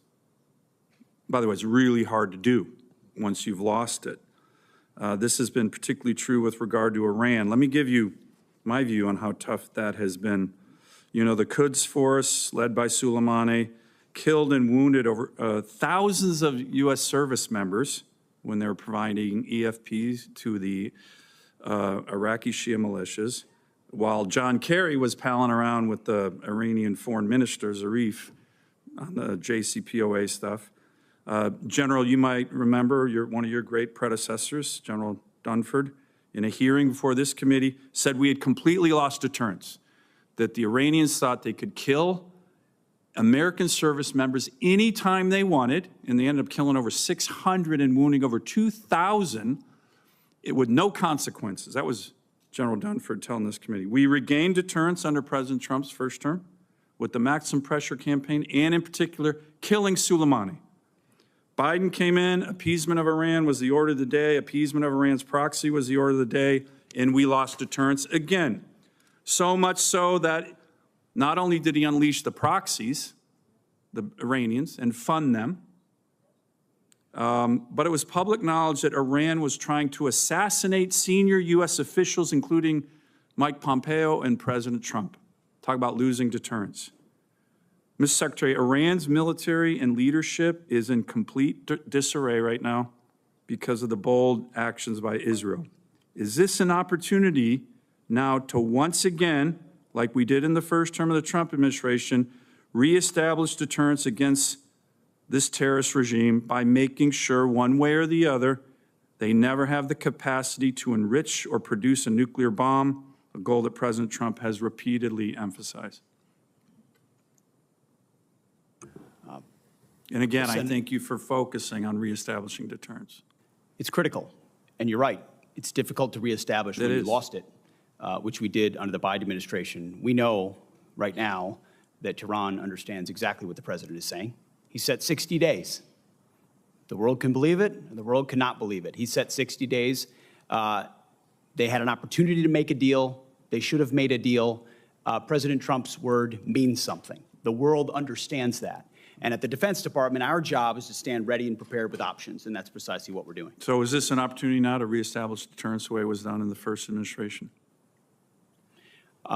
Senator, I think we already have, in many ways, in this environment, reestablished deterrence. The question is, in the coming days, what direction that goes.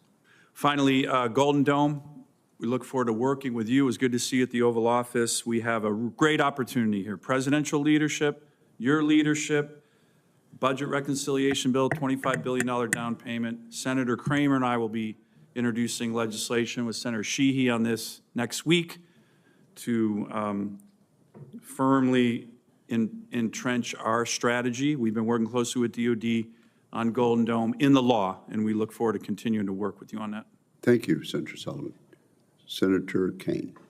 Thank you. Mr. Secretary, earlier this month, you announced a plan to change the name of 3 Virginia military bases to restore the names of Confederate-era generals on those bases. You researched to find brave American soldiers with the same last names, Lee, Hill, and Pickett, who had not fought for the Confederacy and declared that those Confederate adjacent names would be restored. The problem is that you had to strip away the names of 4 amazing people that the Pentagon and local communities had chosen to honor at the Virginia bases.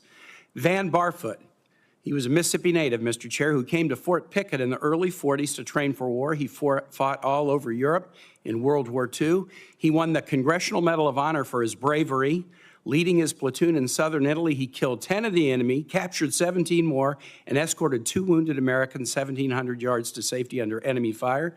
Stayed in the Army for another 34 years, seeing action in both the Korean and the Vietnam Wars, and being assigned as the Army liaison to the Virginia National Guard at Fort Pickett. Long after he retired, he maintained his tie to the fort and to the Virginia National Guard. I was at the naming ceremony, where this base, to which he had devoted much of his life, was named in his honor. His family was there, and they were so proud. Arthur Gregg served in the Army for more than 30 years, first African-American to reach the rank of brigadier general, first to reach the rank of lieutenant general, began as an enlisted, eventually decided to become a commissioned officer, went to Fort Lee for quartermaster training, quickly rose through the ranks as an instructor, even though he was not allowed to go to the officers' club because of the color of his skin. He finished his career in 1979 as the director of all Army logistics operations around the world. He stayed near Fort Lee in retirement, raised his family there, and was a continuous beloved presence until his death last summer at 96. He was actually at the renaming ceremony with his family in 2022 at this place that meant so much to him. Charity Adams. Charity Adams was an Army officer during World War II, the first African-American woman allowed to join the WACs. She was the commanding officer of the 6th 888th Central Postal Directory Battalion, a unique battalion composed primarily of African-American women making sure that American GIs in Europe got their mail during World War II. Our colleagues Jackie Rosen and Jerry Moran successfully passed a bill in 2022 giving the 6th 888 the Congressional Gold Medal. Charity Adams was the highest-ranking African-American woman in the military at the end of World War II. Her family was at the dedication of Fort Gregg Adams, named in honor of these two trailblazing logistics leaders. They were so proud. Finally, Mary Walker, the only woman ever to receive the Congressional Medal of Honor. She graduated from Syracuse Medical School in 1855. She tried to join the Union Army as a surgeon, was turned away because she was a woman. But the need was so great, she eventually got hired at a military hospital in Washington and then was deployed as an Army surgeon with the Army of the Cumberland and the 52nd Ohio Infantry, becoming the first female surgeon in the U.S. Army. She served all over Virginia, including the place where the base is now named after her. She frequently crossed battle lines to treat civilians and even treated Confederate soldiers. She was captured a prisoner of war in Richmond until a prisoner relief president, Andrew Johnson, gave her the Congressional Medal of Honor after the Civil War. Why did you decide that these 4 patriots were not worthy enough to have their names on a base? Well, Senator, as you know, this was never about the names of the bases they were renamed to. So This is you about don't restoring challenge the all worthiness? bases, You don't- restoring all okay. bases to their original To the name, because Confederate we're not names. about erasing Okay, history. you don't care about their military record. You wanted to restore the Confederate names. When you called the Gregg family to tell them that their dad's name was no longer going to be on the base, what was their reaction? Senator, the Army notified them of that. You didn't call any of the families, and I've spoken with the families, and the families were called by the press. That's how they learned about this. They learned about it from the press. You didn't call the Barfoot family, the Gregg family, and you didn't call the Adams family. I told the families I'd ask you about this today. In fact, 2 of General Gregg's granddaughters, Avery and Sydney, are right here in the audience, and I want to ask you this as I close. While you announced that these brave men and women's names would be stripped from the Virginia bases, no orders to that effect have been received by the base commanders. In light of the patriotic service of Van Barfoot, Arthur Gregg, Charity Adams, and Mary Walker, I'd like to ask you simply not to issue the orders changing the names of these Virginia bases. These families, my Commonwealth, are very proud of these heroes, very satisfied with these names, and ask you not to change them. Will you honor these exemplary patriots and keep their worthy names in places on the bases they loved and where they served? Well, Senator, we very much thank and appreciate them for their service, and we'll find ways to recognize them, but the orders will soon be going to those bases to change the names back to the original name that never should have been changed. But you have the power to not send those orders. They haven't gone out yet, correct? Thank you, Senator. Your time has expired. Senator Kramer. Thank you, Mr. Chairman. Thank you, Mr. Secretary General, for being here, for your service. I want to go back to something that Senator Hirono mentioned in her questioning. She credited the Obama administration, along with some other allies, with curbing Iran's nuclear capabilities. As I recall, it licensed their aspirations, and serious problem. We're still living with some of that. And by the way, when it comes to deterrence, and I appreciate you making this point, and I agree with my colleague from Alaska, Senator Sullivan, on this. Deterrence is definitely made up of weapons, but it is more of a reputation than it is a capability. The capability is only good if you have earned the reputation. With that in mind, and speaking of Iran and current situation, maybe, General, I could ask you this. If Fordo was destroyed, demolished, if all of the nuclear capabilities that Iran has today were wiped out, would the war be shortened or lengthened? Realizing that's not the only factor, of course. Yes, sir. And of course, I can't split that hair given the complexities of the war that's ongoing there. So I'd rather not comment on one particular part. You know, the Israelis are, as reported in the open source press, are making great progress. So I think I'll just leave it at that, Senator. I understand and appreciate that. Can you then highlight for me that as we talk about deterrence and reputation, I'm sitting here thinking about the air superiority that Israel has accomplished over Iran. I'd like to have you speak to that, and then speak perhaps to the lack of air superiority that Russia's had over Ukraine, and the difference in those two wars. And my point being, how important is air superiority in the current fights and in our future fights? Well, sir, we could spend hours talking about the advocacy of air power. I think the freedom of maneuver that it creates is a great example of that. If you look at the two theaters right now with the Israeli Air Force striking at will at this point over Iran, juxtaposed with the challenges that we're having with a frozen forward line of troops in Europe, is a great case study of it. You know, the great thinkers, air power thinkers, are looking at the advancement in technologies from both theaters, the advancement of first-person view drones and things like that. And I think folks are going to have to think clearly about what does the future of air superiority look like, and how does it evolve to make sure that we're protecting those essential teammates that are on the ground fighting in order to prevent frozen flots, forward lines of troops in the future. I appreciate that.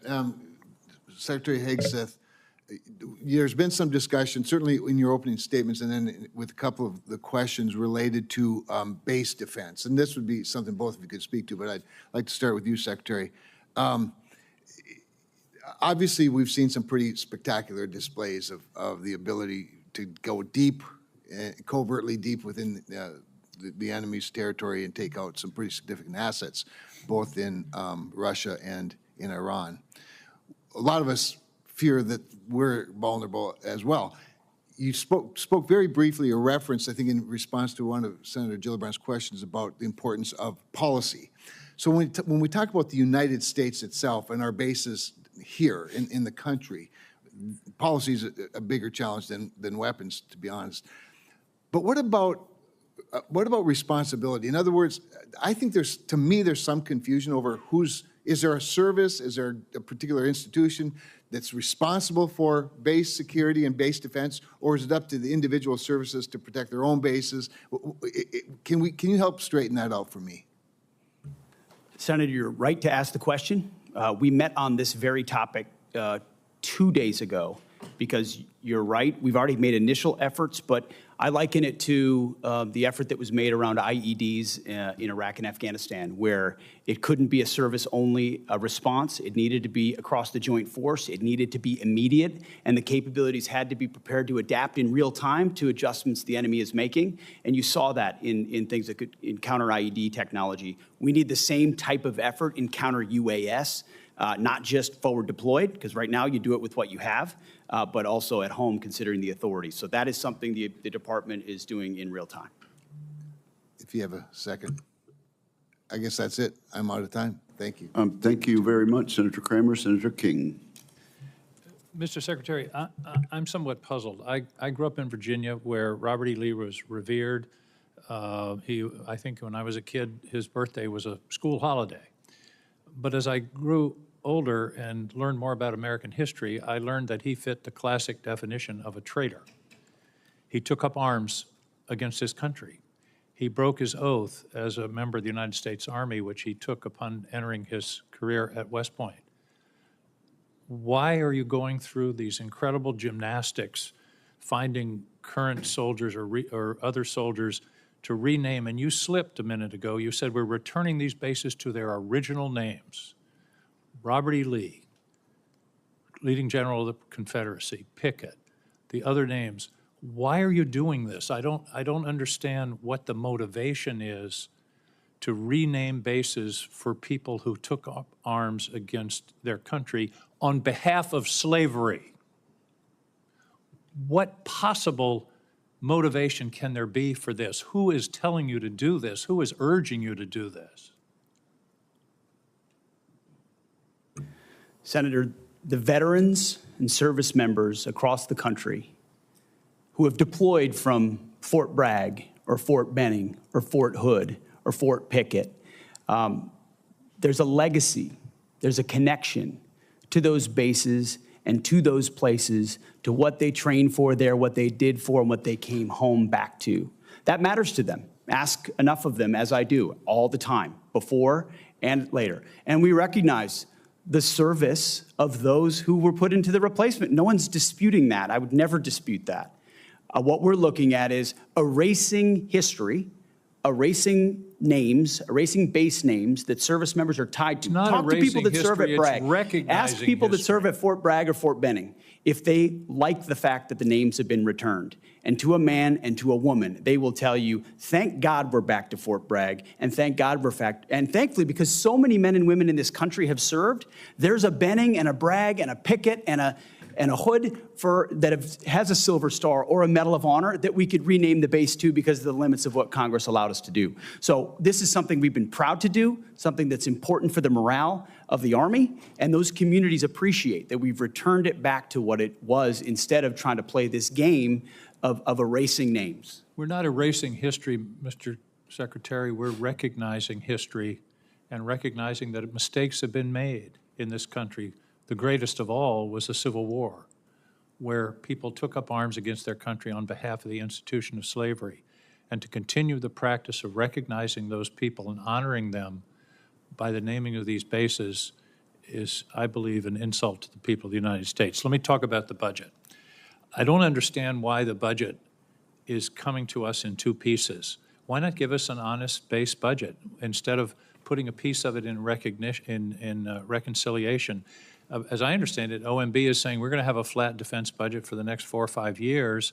Are we planning reconciliation every year from now on? Why not give us an honest budget telling us what your priorities are, and then we can consider it. This committee always works in a bipartisan basis on a defense budget. We all want to see some increases in the defense budget, and yet you're giving us this this fake, here's a piece of the budget, here's another. You're cutting, in the base budget, you're cutting shipbuilding in half and saying, well, we're going to make it up in reconciliation. Are we going to have reconciliation every year, which basically, by the way, puts a significant part, 10 or 15% of the defense budget in a wholly partisan decision-making process, whereas in the history of this committee, it's always been bipartisan. Why are we doing it this way? Senator, from our view, the budget number 961 meets the requirements and threats that we face. And that's not the number. The number is 892.6. You're adding reconciliation. That's my whole point. Why not give us a base budget of 961 or whatever the right number is, what you consider the right number, and then we can operate and make our decisions. Why do it in this bifurcated way that really is fooling the American people about what the defense budget is? We're not trying to fool anybody, sir. It's 2 bills, 1 budget. We're working with OMB, and we feel very comfortable with the number of 961 billion. Why don't you give us a straight-up budget for the Defense Department? That's my question. Senator, this is a straight-up budget for the Defense Department, and it's a 13% increase over what Joe Biden gave us. It is a 2-part defense budget. Part of it is in reconciliation instead of in the budget that's being presented to this committee. This committee only has a partial review of the budget. I don't understand why we can't have an honest, straightforward budget instead of this son of OCO that you're putting over on us. Thank you, Mr. Chairman. Senator Scott. Thank you, Chairman. I want to thank each of you for being here, and I want to thank you for your dedication to the country, each of you. So, Secretary, you talked a little bit in your opening statement about China. So this committee, we've basically outlawed the use of Chinese drones by our government and our military. We have the ability now going forward that we won't even license them in this country. Can you just talk about the importance of making sure that our military, we don't have Chinese products, whether it's drones, we don't buy Chinese drugs for our military, we don't allow China to buy farmland close to our military bases. We don't allow them to be involved in our electrical grid, bring in despicable foods into our commissaries. Can you talk about the importance of that when they have a government that wants to destroy everybody in this room's way of life? You're correct in what you're describing, Senator. We need to get smarter, faster. And that's the kind of urgency that we feel in the Defense Department. Is there's been a lot of talk about prioritization and pivoting and recognizing the size and scale and scope of the Chinese threat.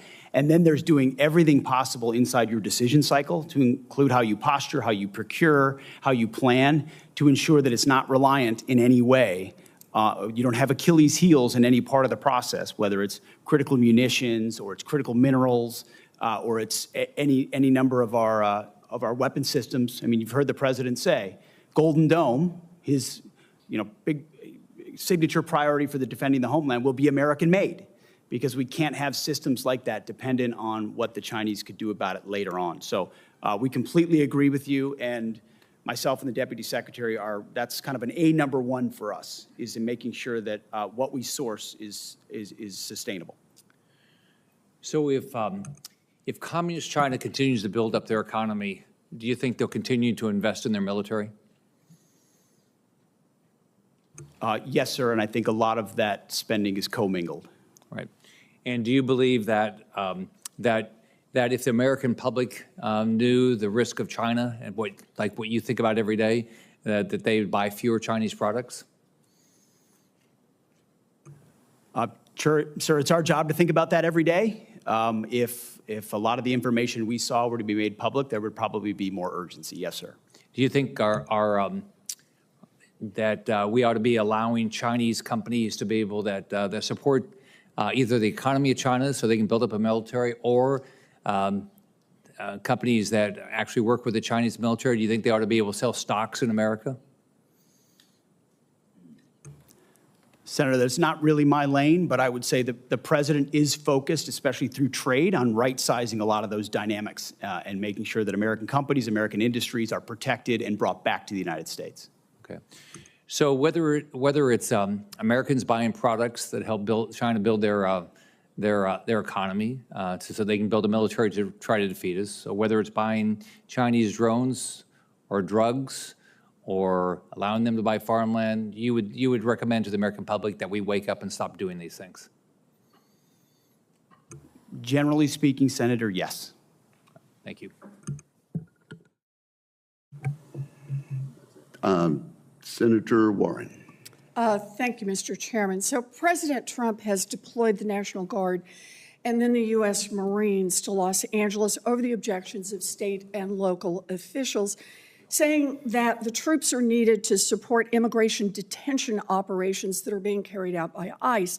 On Sunday night, the president threatened to deploy ICE agents to other cities around the country that he sees as, quote, the core of the Democrat power center, end quote, specifically mentioning Chicago and New York. Secretary Hegseth, if the president wanted to deploy Marines to Chicago and New York City like he did in Los Angeles, would you carry out that order even if the local governors and mayors objected? Well, Senator, because Governor Newsom was unwilling to address that's not my protecting question. federal law enforcement agents in Los Angeles, President Trump had all the authorities, and the Defense Department happily supported defending our ICE agents in the conduct of their job. They have the right, as Americans, to be able to do their job without being attacked by mobs. And we will protect them in that process. And if other states needed it, we would provide that. I know that you heard my question. So you would be willing to send troops if the president ordered it to Chicago, New York City? That's right. Well, thankfully, New York City, unlike California, unlike Gavin Newsom, is willing to step up and address the issue with their local law enforcement. I will take that as a yes. How about if the president says he wants to send troops to 15 cities? Would you be willing to do that? Senator, I don't accept your hypothetical because it's That's a hypothetical. Not a real That's one. the question. You're the Secretary of Defense. Would you send troops to 15 cities if the president said do it? Would you do it? 15 cities. Again, Senator, it's a complete hypothetical lacking any context Look, at all. You're the Secretary and I refuse of to box Defense. myself in based on questioning on a hypothetical. But you're here asking for $1 trillion, and I want to know how you're going to spend it. And so my question is, if Donald Trump tells you to send troops to 15 American cities, are you going to spend the money and send the troops? Thankfully, we're spending money on securing our southern border a way the previous administration abandoned and allowed Okay, so you're 21 not gonna million answer illegals to that enter our question country. So anyway. defending our homeland is a real serious priority under this administration, and we're doing I it. understand the question about defense. Secretary Hegseth, about 4,000 National Guard troops and 700 Marines have been sent to LA. Is there a number of troops deployed to American cities over the objections of governors and mayors at which you would be concerned that we are undermining our national defense? Senator, we've spent 2 decades guarding other people's borders. We think at the Defense Department it's about time we shore up ours. So that's my question. Is there a number at which sending those troops to Los Angeles or Chicago or New York starts to undermine our ability to defend ourselves around the globe? Is there a number?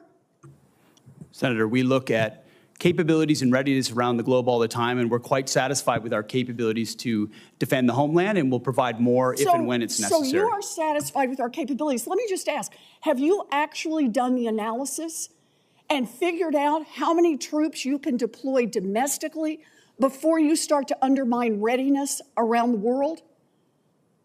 Have you done that analysis? Yes, ma'am. Then would you let the rest of us in on it? We are the Senate Armed Services Committee, and you're here to ask for $1 trillion. What's the number?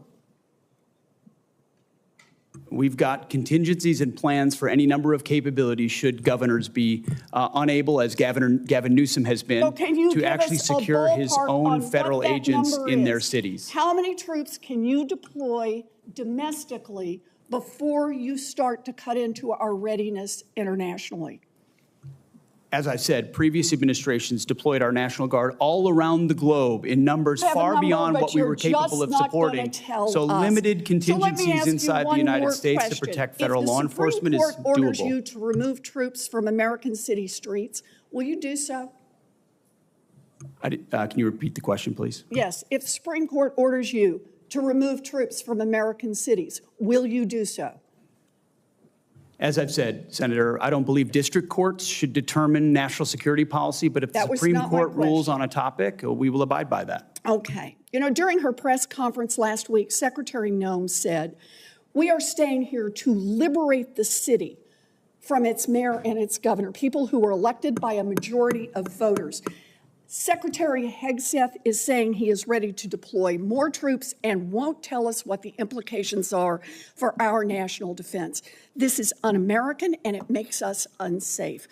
I wish our Republican colleagues would speak up. The time of the senator has expired. Senator Tuberville. Thank you, Mr. Chairman. Thanks for being here today.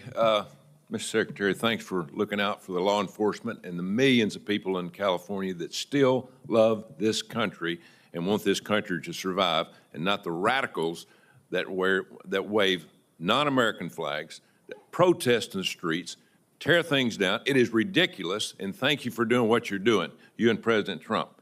It's getting out of hand.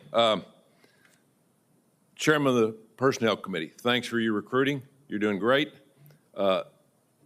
Keep looking out after the quality of life. Please do that. We've done research after research. We did give a raise. We want to continue to give raises. These first-year staffers in this building make tens of thousands of dollars more than first-year military personnel. That's not right. We need to change that. It's an all-volunteer Army, and thank you for working towards that. Mr. Secretary, China's kicking our butt in AI. Okay, they can build something in a year that takes us 3 or 4 years to build. The budget provides for increases in AI investment of $250 million. Is that adequate for us to catch up with China? Senator, we are very aware of the accelerant that is AI, and that it is the next chapter, the next sphere of where advantages will be gained. And we are making the necessary investments, we believe, in this budget to stay there. We're also working with private industry in the United States, who's thankfully at this point isn't getting their butt kicked yet by China, and I think presents an opportunity for us to work with them to press the advantage. So we're looking for private partners as well to enhance our capabilities across the DoD. you have to know your problems and where you're at before you can go forward. And hopefully we're understanding that. Obviously, we've got a lot of problems that's going on. Mr. Secretary, your opening remarks mentioned the force-wide review of military standards. What's the status of that review?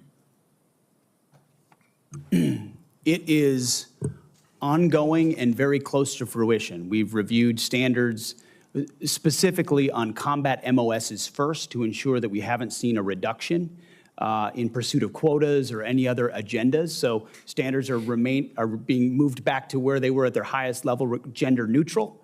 And then we're looking at overall fitness standards, overall grooming standards, overall basic standards across our formations that we believe have slipped, certainly under the previous administration, but over decades. But we're being very careful about it, too. We don't want to make big changes that are wide sweeping, that have unintended consequences. So we're looking service by service, but also trying to simplify and clarify as much as possible. High standards, clear standards that set us apart. Thanks for your help on putting me on the Air Force Board of Visitors, a military academy, and look forward to going out soon. It is very important we understand we do have problems in the Air Force Academy, and we're going to get those straightened out one way or another. So thanks for you and President Trump putting me on that, the Board of Visitors.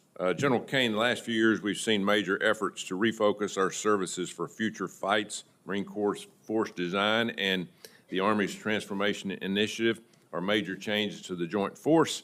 Can you describe the Joint Staff's level of involvement in these efforts? Sure, thanks for the question. As the services carefully consider what they need to look like, one of my primary jobs is a global integrator, and so I look at all of these capabilities as well as capacities, and then through a series of formal products that we deliver to the Secretary, have a chance to give the Secretary my views on this. I appreciate the leadership of both of those services, all of the services, and the combatant commanders to identify what the fight of the future looks like and what the force mix of the future needs to look like. So we're deeply involved in all that. Thank you. Just this right up my alley here. One important aspect of recruiting is how our services are represented in elite sports.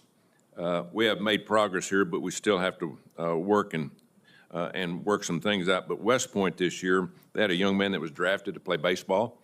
In the past times when President Trump was in, he allowed them to go do their thing in baseball and then come back and fulfill their service. But we are disallowing a young man at West Point to go to Major League Baseball.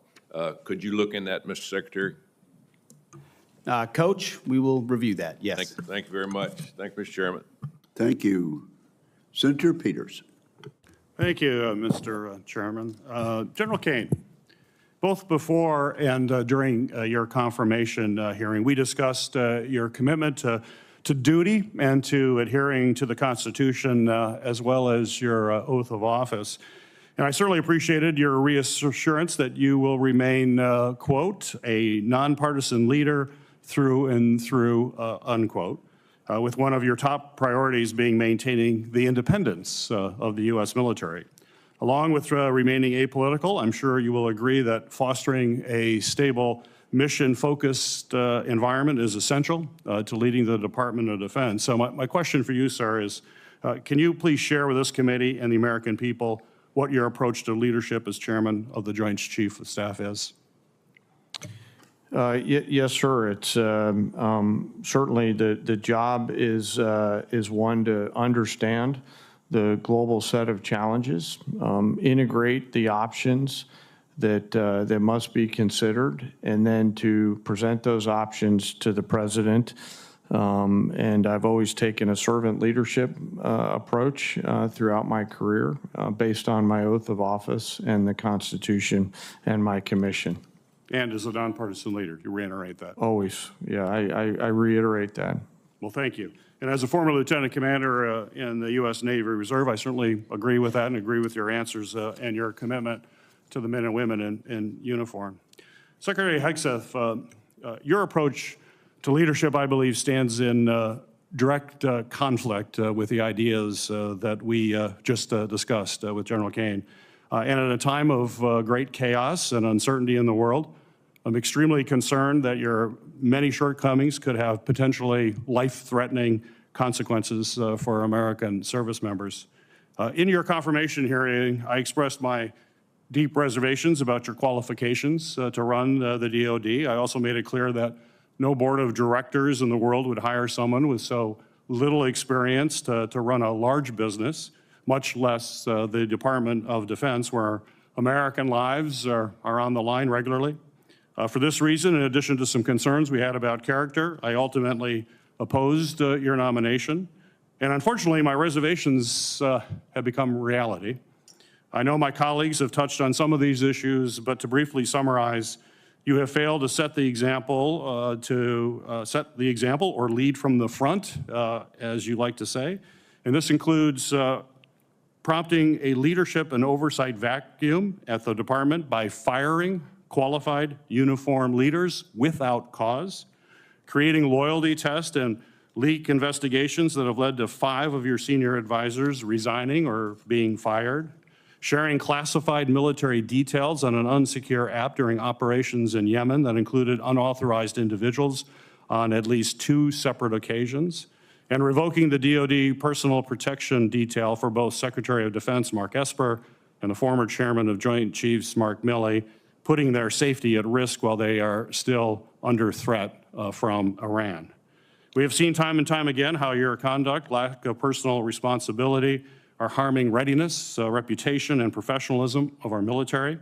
At a time where Israel and Iran are in open conflict and our adversaries in Russia and China will exploit any weaknesses, unfortunately, my worst fears about your leadership shortfalls, unfortunately, have been realized. Secretary Hegseth, I firmly believe that accountability from leadership is vital in all sectors, not just in the military. And demonstrating to your subordinates that everyone plays by the same rules helps to build trust and open communications within your team. And those two things are extremely important. And I know that you share my desire to ensure that we're holding our senior leaders accountable for actions. And during your nomination hearing, you stated, quote, accountability is coming because everybody in this room knows if you are a rifleman and you lose your rifle, they are throwing the book at you, end of quote.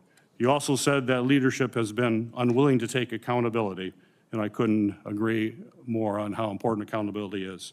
As we all know, at the request of this committee, the Department of Defense Inspector General launched an investigation into your use of Signal, an unclassified commercially available messaging application to discuss information pertaining military actions in Yemen.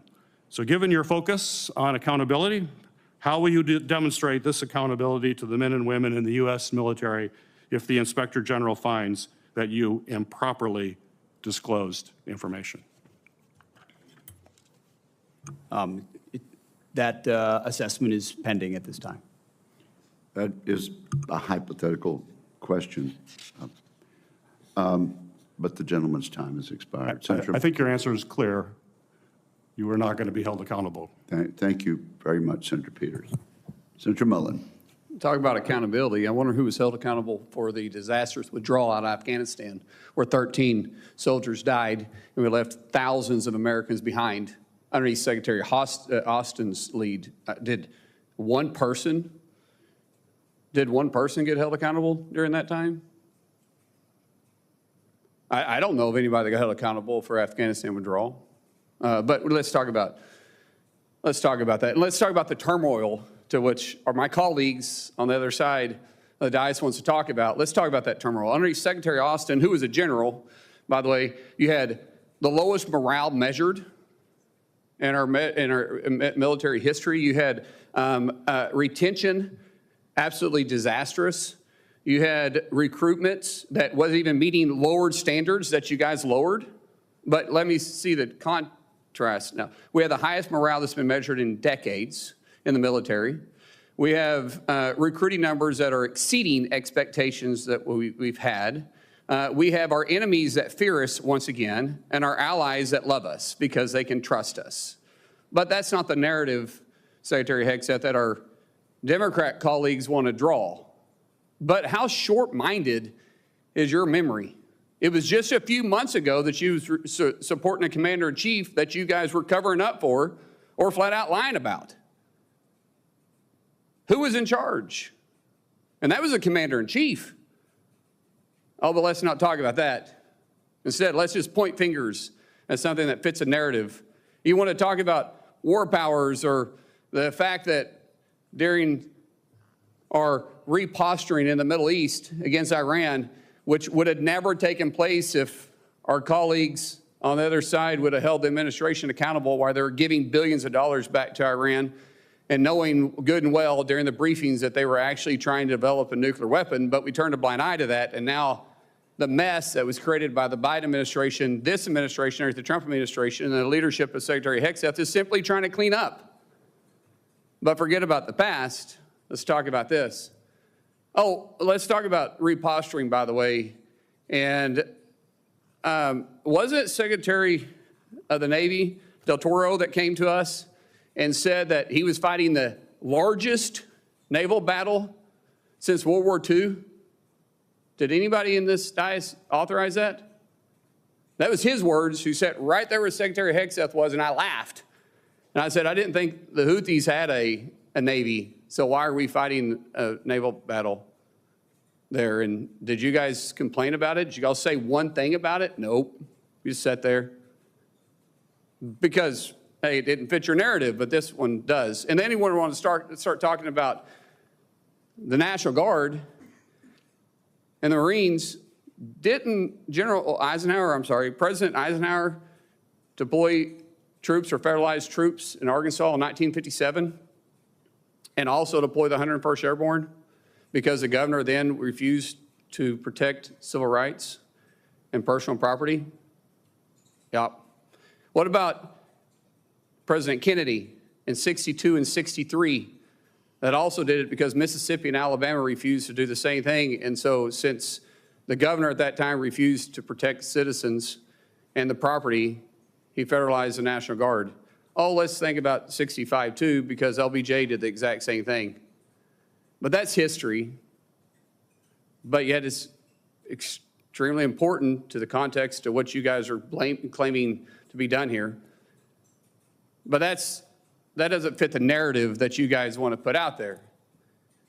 History is history. Look back at it if you want to or not. But keep in mind, every time you're pointing fingers here, you got three fingers pointing back at you. Because of previous administration, you guys 100% turned a blind eye to and did nothing to hold them accountable. Nothing. So don't sit up here on the dais and pretend like you're trying to hold administration accountable now because you didn't for 4 years. You literally covered up for a commander-in-chief that was absent. Absent-minded and absent leadership. And you guys did absolutely nothing. Even your left-leaning media is saying it was the worst cover-up possibly in political history. Yet nothing from you guys. You all should be ashamed of yourself. Literally, you should be ashamed of yourself. I yield back.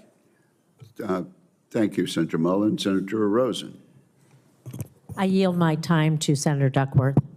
Senator Duckworth. Thank you, Mr. Chairman. In response to my colleague from Oklahoma, I believe the Secretary of Defense has just responded last week and admitted that the $1 billion mission that he led against the Houthis, who do not have a Navy, has not restored the transit of U.S. flag commercial vessels through the Red Sea, and in fact has resulted in the loss of 2 F-18 Hornets to the tune of $60 million apiece, as well as, I believe the last count was 7 Reaper drones to the tune of another $200 million. You are blowing through money like my fellow cadets and I did in our first Liberty after basic camp. Luckily, I didn't end up with a questionable tattoo. Your failures, Mr. Secretary, since you've taken office has been staggering. You sent classified operational information over Signal to chest thump in front of your wife, who, by the way, has no security clearance, risking service member lives in the process. You blew the $1 billion fight against the Houthis, whom, again, as my colleague says, has no Navy, and yet you lost all of those aircraft. You've created such a hostile command environment that no one wants to serve as your chief of staff or work with you in other senior DoD leadership roles. But what we should all be talking about more than all of this is that you have an unjustified, un-American misuse of the military in American cities, pulling resources and attention away from core missions to the detriment of the country, the war fighters, and yes, the war fighting that you claim to love. I don't know if this is because you are too inexperienced and incompetent to understand the real threats facing our country, or if it's because you are just an unqualified yes man who can't tell the president how to keep Americans safe. You are focusing on renaming basis for Confederate generals. You said just now to Senator King that to a man and to a woman, we would rather be associated with the old Confederate names. Well, I am one of those women. I served at Fort Rucker, Alabama, a base that was named for a traitor who took arms against the United States of America, led troops who killed Americans. It was renamed for Mike Novosel, a Medal of Honor recipient who, in his citation for the Medal of Honor, includes that he saved 29 American lives, to include hovering backwards in a helicopter towards an enemy bunker where a wounded American was laying and saved that person, including after being taken fire himself. I know a little something about what it takes to fly a helicopter when you've been hit by enemy fire. That was heroic. I'd rather be associated with Mike Novosel than a failed Confederate traitor. I don't know whether you are inexperienced or too incompetent, but I wonder when you will actually focus on our nation's warfighting mission. We know that California is just a deliberate, systematic political and dangerous campaign led by you. We should not be using our military to play cops against Americans. General Kane, as chairman, a key part of your job is to coordinate military planning across the joint force. Is the department currently incorporating into any military plans expanding the use of the reserve forces to include the National Guard or active duty troops to support domestic law enforcement, including in other locations in the United States? Senator, you know, we careful. No, General. Well, it's not really a yes or no question, Madam Senator. We plan all kinds of different things. I think it is a yes or no question. I'm not aware of anything, but the reason why I'm answering is the tags may be looking at something that I'm not aware of. What are you doing at your level? You're not aware of that happening at your level? Because we know that on his first day, President Trump directed U.S. Northern Command to revise its unified command plan to add new planning requirements to combat, and I quote, criminal activities. A series of follow-up executive orders continue to redirect DOD priorities to supporting domestic law enforcement, including one in April that tells DOD, and I quote, use national security assets for law and order. In other words, do law enforcement's job. I'd like to enter these executive orders into the record, Mr. Chairman. Is there objection? Without objection, so ordered. Secretary Hegseth, you say you are focused on warfighting and warriors. These are your words. Yet you are diverting untold DOD resources and attention to a fundamentally non-military mission of domestic policing. Across the country, we have qualified police officers who are trained for that mission. They know those streets better than the Marines you deploy to Los Angeles, who normally focus on the Indo-Pacific. And you recently approved 700 more troops in 3 other states to do admin and logistics works for ICE. You say all of this is valuable training, but I would much rather have our troops do tough, realistic training relevant to high-end combat. Instead of typing in spreadsheets for ICE, they should be conducting live fire maneuver exercises. Instead of patrolling American neighborhoods and standing in front of federal buildings, they should be rehearsing call for fire missions. We have local police who can stand in front of those federal buildings. And the list of distractions goes on. You are encouraging the DOD workforce to go work for DHS in increasing numbers. You're pulling the military away from facing foreign enemies who literally say things like death to America. And you're putting troops with weapons aimed at Americans. Mr. Secretary, let the military get back to its real job. Stop forcing them to do DHSs. And if you want to be the DHS Secretary, maybe you can apply for that job when you're fired from this one due to your incompetence. The senator's time has expired. Senator Budd. Thank you, Mr. Chairman, and thank you all for being here. I think you all are doing a great job, and the proof is in the pudding. If you look at morale, you look at recruiting, you look at deterrence. Incredible performance compared to the last administration. So thank you all for your work, and in short order as well. Mr. Secretary, while I was overseas and time zones away this past weekend, I was able to watch the parade, even though it was on a size of a phone screen. But I just wanted to catch a quick glimpse at it since it was controversial from the other side. And I tell you what, I stayed up until 2 a.m. I could not turn it off because it wasn't about you, Mr. Secretary. It wasn't about our president. It was about the men and women that don't get recognized each and every day. And I could just see them grinning underneath their helmets and their battle dress uniforms, smiling from ear to ear, being recognized, whether it's on TV or by those of us in elected office that were present, or the folks that stood up to support them. So thank you for that. And again, back to the morale that we're seeing in the recruiting numbers, I think it will go even higher as a result of that. So I appreciate what you did. Mr. Secretary, I want to echo what my colleague Senator Kramer said a few moments ago about air dominance. And in previous years, Air Force officials have recommended purchasing at least 72 fighters a year, which would be reachable by maximizing F-35 and then the F-15EX production lines. And I applaud the President's decision to proceed with the F-47, but I understand that it's going to take a while before that's developed and fielded. And I'm interested in maintaining a strong level of production of other advanced fighters in the interim. So what can you tell us about the future of the F-15EX in particular while we await the arrival of the F-47? And Mr. Secretary, that'd be for you. And Mr. Chairman, you've got experience, significant experience as a fighter pilot, so if you'd care to weigh in as well. To your point, Senator, I would defer the balance of my air superiority time to the chairman.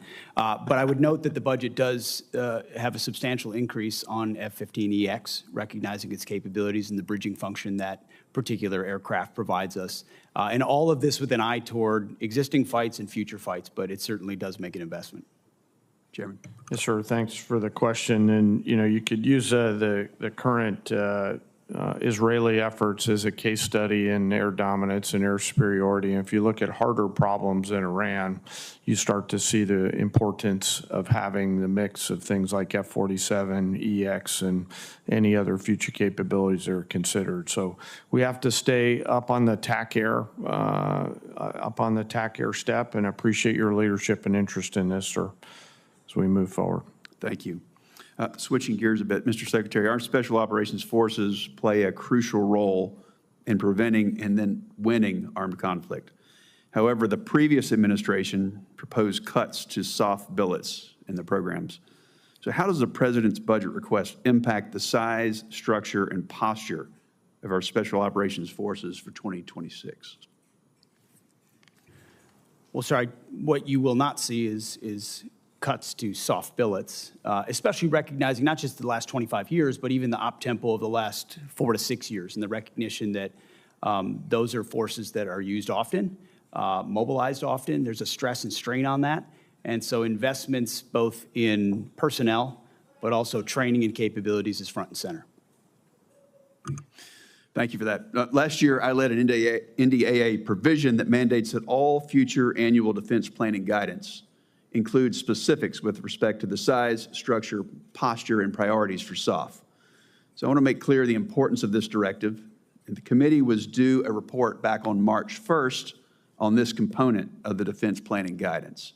But since that date has come and gone, I'll ask now, will you, Mr. Secretary, commit to seeing this requirement through and providing an update to this committee on its progress? Yes, Senator, we'll get that to you. Thank you. I want to ask briefly about munitions, Mr. General Kane. How do you see the rate of munitions usage in Ukraine, in the Middle East, particularly our ground-based interceptors and air-to-air missiles influencing this budget request and future budget requests? Well, Senator, we're always mindful of the consumption rate. One of the great case stories of the fight in the Middle East is the advancement of use of rockets, laser rockets, to target one-way attack drones, which I know the committee helped push, and that's helping to save some of our critical air-to-air munitions. And I can circle back with you on the other matters offline, sir. Please do. Thank you, Chairman.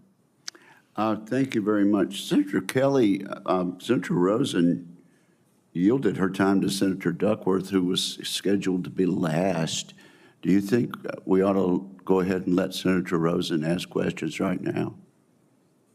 100%. Absolutely. Senator Rosen, you're recognized. I thought I would just create a stir down there. No, I thank you to my seatmates on both sides. Thank you, Mr. Chairman. We take care of each other. And again, thank you, Chairman Wicker, Ranking Member Reed, for holding this hearing, Mr. Secretary. We have a short amount of time, so I'm just going to ask a few simple questions, and I would just appreciate if, for some of them, you would just answer yes or no. And so, Secretary Hegseth, would you agree that every senior official in the Department of Defense must reflect the values and conduct that our service members must uphold and our citizens expect? Senator, we want to uphold the highest possible standards. I'll take that for a yes. So would you also agree then that anti-Semitism and anti-Semitic conspiracy theories have no place in our government or military? Yes or no? They should not. Thank you. So would you also agree that anyone who has posted, and I'm going to quote, anti-Semitic conspiracy theories lifted right out of a neo-Nazi playbook, end quote, shouldn't be anywhere near a position of power? Yes or no?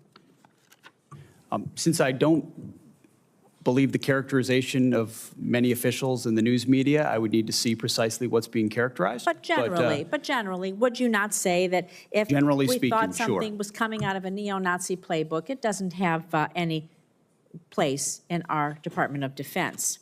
Now, Secretary Hegseth, the quote that I just read you was referencing Ms. Kingsley Wilson, the DOD press secretary. It's a direct quote from her, who my Republican colleagues on this committee have also expressed alarm over due to her comments. In fact, one colleague said, and I'm going to quote again, obviously I don't agree with her comments. I trust the Pentagon will address this, end quote. However, in the months since, not only have you not addressed these anti-Semitic comments, you have promoted Ms. Wilson. This seems to be at odds, honestly, with President Trump's commitment, very public commitment to combat anti-Semitism, which you just said you too agreed with. So, Secretary Hegseth, given the rise in anti-Semitic violence, hate crimes in our nation, and to show that the Trump administration, your administration, does have a zero-tolerance policy for anti-Semitism, will you dismiss Ms. Kingsley from her role as a U.S. military spokesperson today, yes or no? Again, that's why I referenced the context and characterization. Well, we'll send you the quote, I've worked sir. directly with her. She does a fantastic job, and there's any suggestion that I or her or others are party to anti-Semitism is a mischaracterization attempting to win political points. Sir, and I'm going to say Senator, that you're your attempting to lack win of an political points on the backs of confirms what we've mischaracterizing known the statements of all a along. member The Trump of my administration department, is not serious. and I'm not going to stand for that. You are not a serious person. You are not serious about rooting out, fighting anti-Semitism within the ranks of our DOD. It's despicable. You ought to be ashamed of yourself. I'm going to move on to General Hawk. The sudden inexplicable dismissal of General Hawk. He serves both director of the National Security Agency, commander of U.S. Cybercom. It's deeply concerning, raises significant questions about the decision-making process, its potential consequences.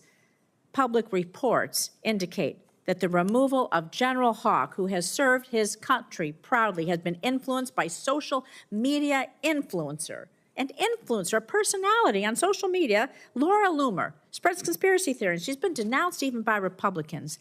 And the idea is that any leaders within our agencies responsible for our nation's security, somebody would be dismissed based on the advice of a social media influencer is alarming, to say the least. It's surely not how we should be running our military. So were you consulted regarding General Hawk's dismissal, yes or no? Well, Senator, I would not advise believing everything you read in the media. And I'm consulted on every single decision. Okay, I'm the so that's decision maker alarming. for the It's your department, and we all department, serve Mr. at the pleasure of the president. Okay. And So we have what the was your- prerogative to what make was those your decisions what for was the your best for the recommendation? country, Did and you we did personally that. approve Mr. Hawk's dismissal, yes or no? Anyone coming or going Personally at the approve Defense it. Department, especially at that level, would ultimately be a decision So made by that's a me, yes. and I Did you stand personally behind that. relieve him? Excuse Did me? you personally relieve him? Yes or Anyone no? at that level You did, who is so that's a relieved yes. would be relieved by the Secretary of Defense. Was there a specific justification for General Hawk's dismissal? Was there a specific justification for General Hawk's dismissal? Ma'am, we all serve at the pleasure of the president, and the president deserves the Is type it of true? commanders and advisors that he thinks will best Did you equip him discuss General to Hawk's accomplish the dismissal with mission. Laura Loomer prior to his removal? I don't discuss who I talk about anything with, but ultimately this is my decision, and he serves at the pleasure of the president, and that's why he's no longer there. So do you believe it's appropriate for any social media personality to influence personnel decisions in your department? Yes or no? I believe your time is up, Senator. Oh, it is not up to you to tell me when my time is up. Well, the time And I of am the going to senator. say, Mr. Secretary, you're either feckless or complicit. You're not in control of your department. You're as unserious. It is shocking. You're not combating anti-Semitism within your ranks. It's a dangerous and pivotal time in our nation's history. Thank you, Mr. Chairman. I yield back. And I don't appreciate the smirk, sir. You are the Secretary of Defense. The time of the gentlelady has expired. Senator Kelly. Thank you, Mr. Chairman. Mr. Secretary, I want to talk about the proposed Golden Dome missile defense system. There's a request to spend $25 billion in this year alone. First of all, is this system designed to intercept a full salvo attack? Senator, it's a multi-layer system that would include different types of salvos. Obviously, So any it's not system- just Rogue Nation. Okay. And, well, it's meant to, yes, it's not meant to be just one nation. It could be utilized in Against multiple Russia and China, scenarios. full salvo. So what kind of reliability are you aiming to build into the system? Are we looking for something like 4 nines on intercept success? 99.99% reliability? Obviously, you seek the highest possible. You begin with what you have and integrating those C2 networks and sensors, building up capabilities that are existing with an eye toward future capabilities that can come online as quickly as possible, not just ground-based, but space-based, So all future, aspects. against future capability too. So do you believe that we can build a system that can intercept all incoming threats? You think we could build that system? This is a very hard physics problem. You would know as well as anybody, sir, how difficult this problem is, and that's why we put our best people on it. We think the American people deserve it. So let me tell you what I think we're facing here. You're ongoing talking threats. about hundreds of ICBMs launched simultaneously, varying trajectories, MIRVs, so multiple reentry vehicles, thousands of decoys, hypersonic glide vehicles, all at once. And considering what the future threat might be, it might even be more complicated than that. And you're proposing spending not just $25 billion, but upwards of, I think CBO estimated this at least $500 billion, other estimates, $1 trillion. I am all for having a system that would work. I am not sure that the physics can get there on this. It's incredibly complicated. So I want to get to another issue that you're facing here. How much of the staff of the Office of the Director of Operational Test and Evaluation did you cut? After collaboration, sir, with the service departments, the joint staff and others, we identified that as a place where there were redundancies and multiple additional layers that were I'll tell you what you unnecessary. cut. You cut So 74%. Most of it, that's what I was going to say. Most of it. And was your decision to cut more than half of the Pentagon's testing and evaluation office staff driven in part by concerns about the office's plan to oversee testing of Golden Dome? The concerns were not specific to Golden Dome, sir. It was years and years of delays unnecessarily based on redundancies in the decision-making process that the services, COCOMs, and the joint staff, together with OSD, identified as a logjam Mr. that was Secretary, not helping the to process. get it the was slowing it down. reliability we would need, you need something that's at 4 nines, 99.99% reliability with all these challenges. And you cut the staff of the people who are going to make sure this thing works before we make it operational, before we give it to the warfighters. You got to go back and take a look at this. But I also strongly encourage you to put together before we spend $25 billion or $175 billion or $563 billion or $1 trillion, put together a group of people to figure out if the physics will work. You could go down a road here and spend hundreds and hundreds of billions of dollars of the taxpayer money, get to the end, and we have a system that is not functional. That very well could happen. And you're doing this just because the president, and I understand your role as the Secretary of Defense. You got to execute what the president says. But this idea, might not be fully baked. And you can get in front of it now and figure out and find out if you put the right physicists on this. And I'm not saying go to the big defense contractors.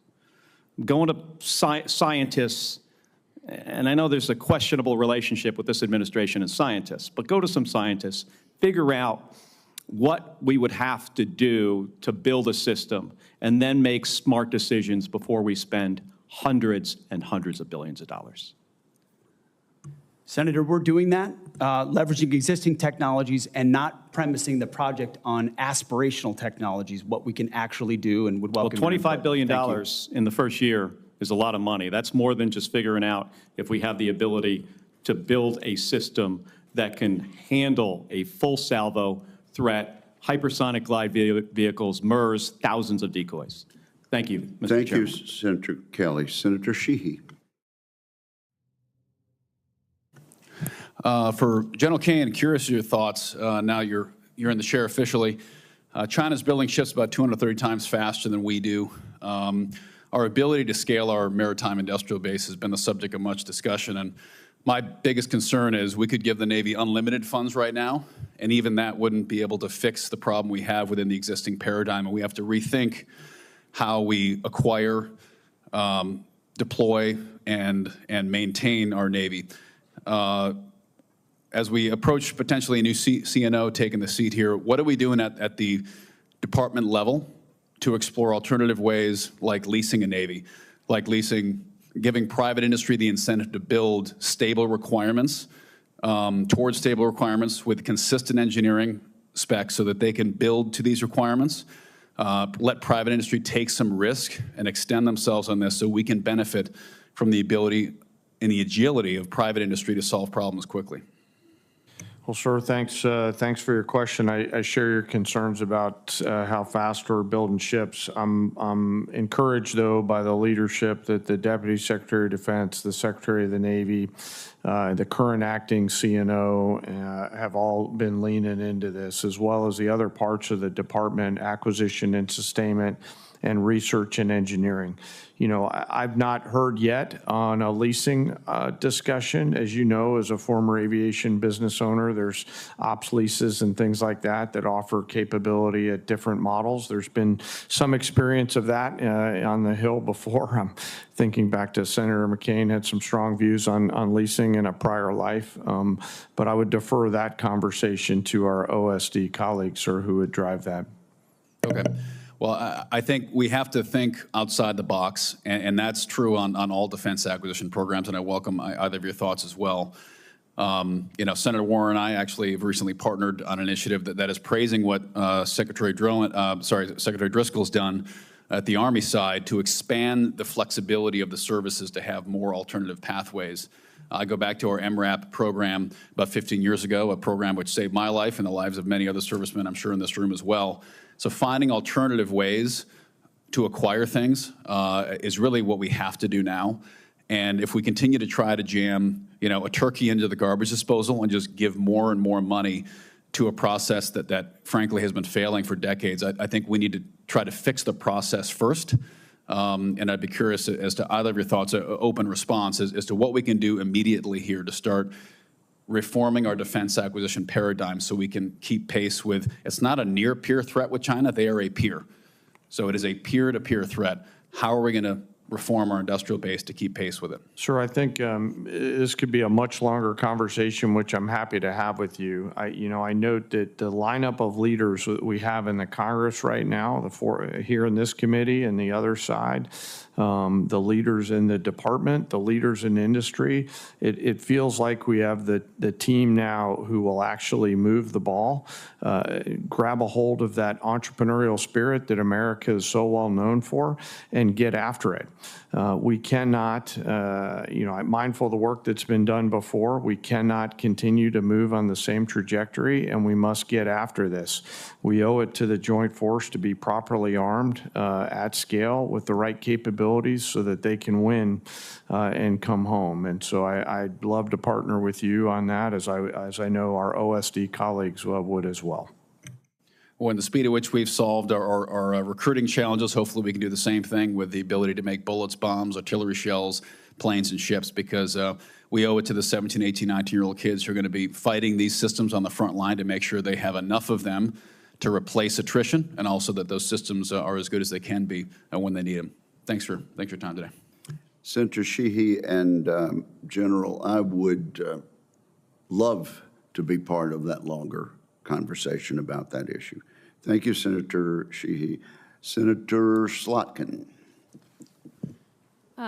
Thank you, Chairman. Mr. Secretary, I said in your hearing, when you had your confirmation hearing, that my biggest concern with you at the helm was the potential use of the military in ways that contradict the Constitution or that taint what I hope we all want, which is an apolitical military.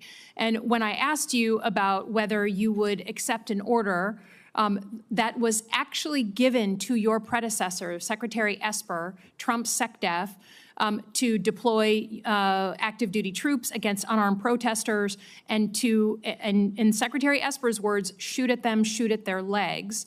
You said this was all theoretical. Here we are, a few months later, you've deployed 4,700 troops to Los Angeles and against the wishes of the governor. And my colleague across the aisle was right. It is the first time since 1965 that we have deployed Guard troops without the permission of the governor. In all the instances he laid out, the president had sent in the military to protect protesters, not against the protesters. So you may dismiss it, but I feel like this is a fundamental issue of American democracy. If you love your country and you want an apolitical military, then it should be the last resort, not the first resort in our country to use them.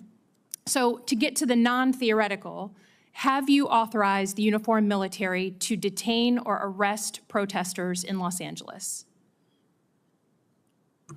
Senator, I would just start by saying you're not a protester if you're throwing concrete 100%. at law Arrest those enforcement people. officers. Throw them in the jail. 100%. But what you're doing is something different. Everyone knows this is a political decision, right? So we don't trust that you're using the best interests of the military, certainly, and of democracy on top of that. So have you given the order? That's all I want to know. It's not theoretical. For the U.S. military, not law enforcement. They can arrest all day long. That's their job. Do they have the ability, the uniformed military, to arrest and detain protesters currently today? It's a yes or no thing, authority. It's sort of amusing the extent to which the speculation is out there. These troops are given very clear orders. Then what is the order? Then list it out for us. Be a man, list it out. Did you authorize them to detain or arrest? That is a fundamental issue of democracy. I'm not trying to be a snot here. I'm just trying to get the actual, did you authorize them to do that? All of these orders and what they're sent there to do are public. They are there so to... say it. So say it. Yes or no? I'd like to.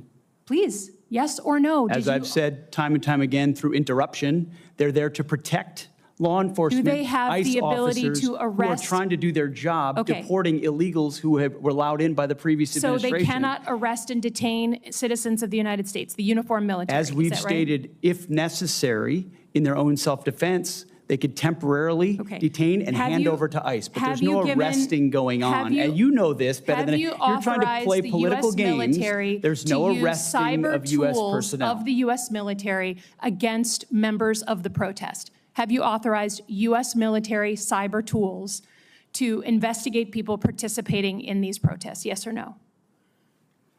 Certainly in no way that I'd be aware of. Okay, that's good. I love that answer. That's great.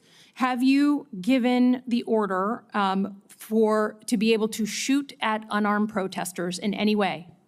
I'm just asking the question. Don't laugh. Like the whole country. And by the way, my colleagues across the aisle. What is that based on? What evidence would you have that an order like that has ever been given? Giving that order to your predecessor, to a Republican Secretary of Defense, who I give a lot of credit to because he didn't accept the order. He had more guts and balls than you because he said, I'm not going to send in the uniformed military to do something that I know in my gut isn't right. He was asked to shoot at their legs. He wrote that in his book. That's not hearsay.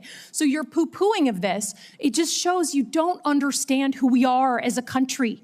who we are. And all of my colleagues across the aisle, especially the ones that served, should want an apolitical military and not want citizens to be scared of their own military. I love the military. I served alongside my whole life, so I'm worried about you tainting it. Have you given the order? Have you given the order that they can use lethal force against honor? I want the answer to be no. Please tell me it's no. Have you given the order? Senator, I'd be careful what you read in books and believing it, except for the Bible. Oh my God. So your former predecessor, I guess that's not enough for you. Okay, on Iran. I don't think there's a debate. There's like a cat fight going on in your own party about whether to go after Iran. Have you commissioned any day after planning? So any force protection, any use of ground troops in Iran, any cost assessments? Because I don't think we doubt what we can do as a country in the attack. It's the day after with Iraq and Afghanistan that so many of us have learned to be so deeply concerned about. Have you authorized day after planning? As I've said, we have plans for everything, Senator. Okay. And I would also reiterate how we began, that there will be a classified portion of this 15 minutes after we adjourn. Senator Banks, you're recognized. An apolitical military. Secretary, wouldn't you say that in the last administration under Joe Biden, Secretary Austin, Mark Milley, we've never seen the military politicized in a way that it was over those 4 years? Senator, I would say our mission has been to take the politics out of the military, take the ideology out of the military. And as a result, you've seen the response of young Americans who have, I called it a bump at first. I just want to correct that, Senator. It's been a tsunami. It's been a historic response of young Americans. I want to unpack it. I want to unpack this with you, Mr. Secretary. Prior to President Trump's election, the military was struggling with the worst recruitment crisis in 50 years. That all seemed to have changed overnight on one specific day. And the chart shows it. The Army doubled its recruitment from November of 2024 to the previous November. The Navy, the same thing. The Navy's recruitment skyrocketed 80% from November of 2024 to the previous year. Mr. Secretary, what changed? There was an election, Senator. Why does that matter? Because leadership matters, sir. Belief in your country matters. Having the back of your troops matters. Setting a clear mission matters. Ensuring that if troops are used, it's for a clear, defined mission. It's funding them properly. It's giving them the proper authorities to execute. Americans watch what happens with their political and military leadership. And in President Trump, they understand they have a commander-in-chief that has their back, that loves the country, that loves them. Our job has been to reflect that through the department by getting rid of all the distractions, by enforcing the basics, by getting back to standards and readiness. And as a result, we've seen a generation of young people stand up and say they want to serve under President Trump. These numbers have steadily increased. As you said, you called it a tsunami. I mean, I call it the Trump bump because it did begin on one day, but every month since, we've seen those recruitments for the Army and the Navy, especially the best Navy recruitment in 20 years, the best Army recruitment in 15 years. How do we keep that up? Well, sir, I think we keep that up by staying true to what we said we would do to those young Americans and their families. I wrote a book before I started this process, talking to a lot of vets and their families who are wondering whether they would recommend military service to the next generation. I hear from them and others who say, now we're willing to do that under this president's leadership. Staying true to who we are, staying true to the basics, the Constitution, their core mission, keeping them ready, funding them and supplying them properly, and then having their back, truly. Matters. And I think by doing that and then emphasizing recruiting and the basics, I think we'll continue to be able to be on the right trajectory. Mr. Secretary, I've never seen a Secretary of Defense that's so in tune with our soldiers, our sailors, our airmen and Marines as you. You've gone out and you're visiting with them, you're talking to them every single day. What kind of stories are you hearing, especially from our newest recruits? I mean, what are they telling you? What are they telling you specifically about why it matters? Well, I'll start with those that are re-enlisting or they've been in for a while who say it's all changed. The entire environment's changed. The morale, the spirit. They feel the change. They feel the idea that if I'm given a job to do, I'll be given everything necessary to do it, the authorities to do it. I'm not being micromanaged. I know that my commander will have my back. And then the young people, it's just excitement about the possibility of serving under President Trump, of being a part of something greater than themselves, and knowing that that in the White House they've got a commander who will defend their interests. It's really about the, as I said, I mean, as my colleague was talking about, an apolitical military. I mean, the wokeness, the radical transgender movement, the way the abortion travel mandates, the way the last administration politicized the military.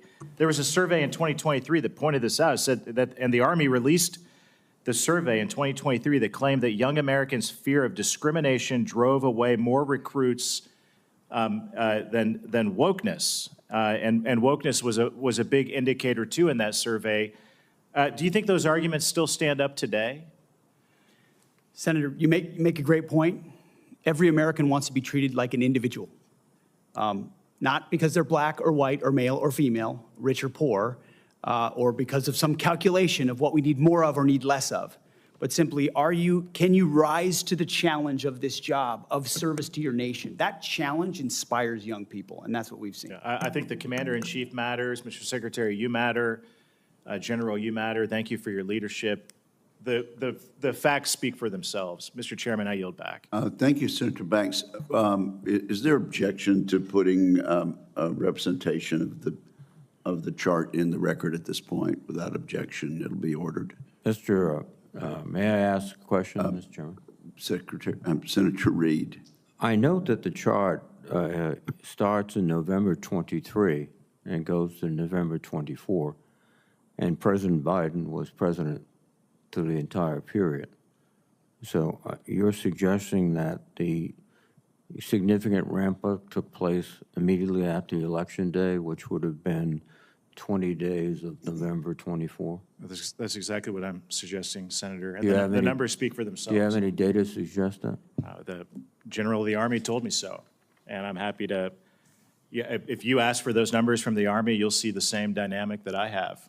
The election of Donald Trump, serving as the election of him, and the indication to those recruits around the country that he's going to become the commander-in-chief actually mattered. And those numbers have risen dramatically ever since Election Day. There was no impact of the administration's activities over several years before that, and also through the period of November 23, which was encompassed the Biden administration.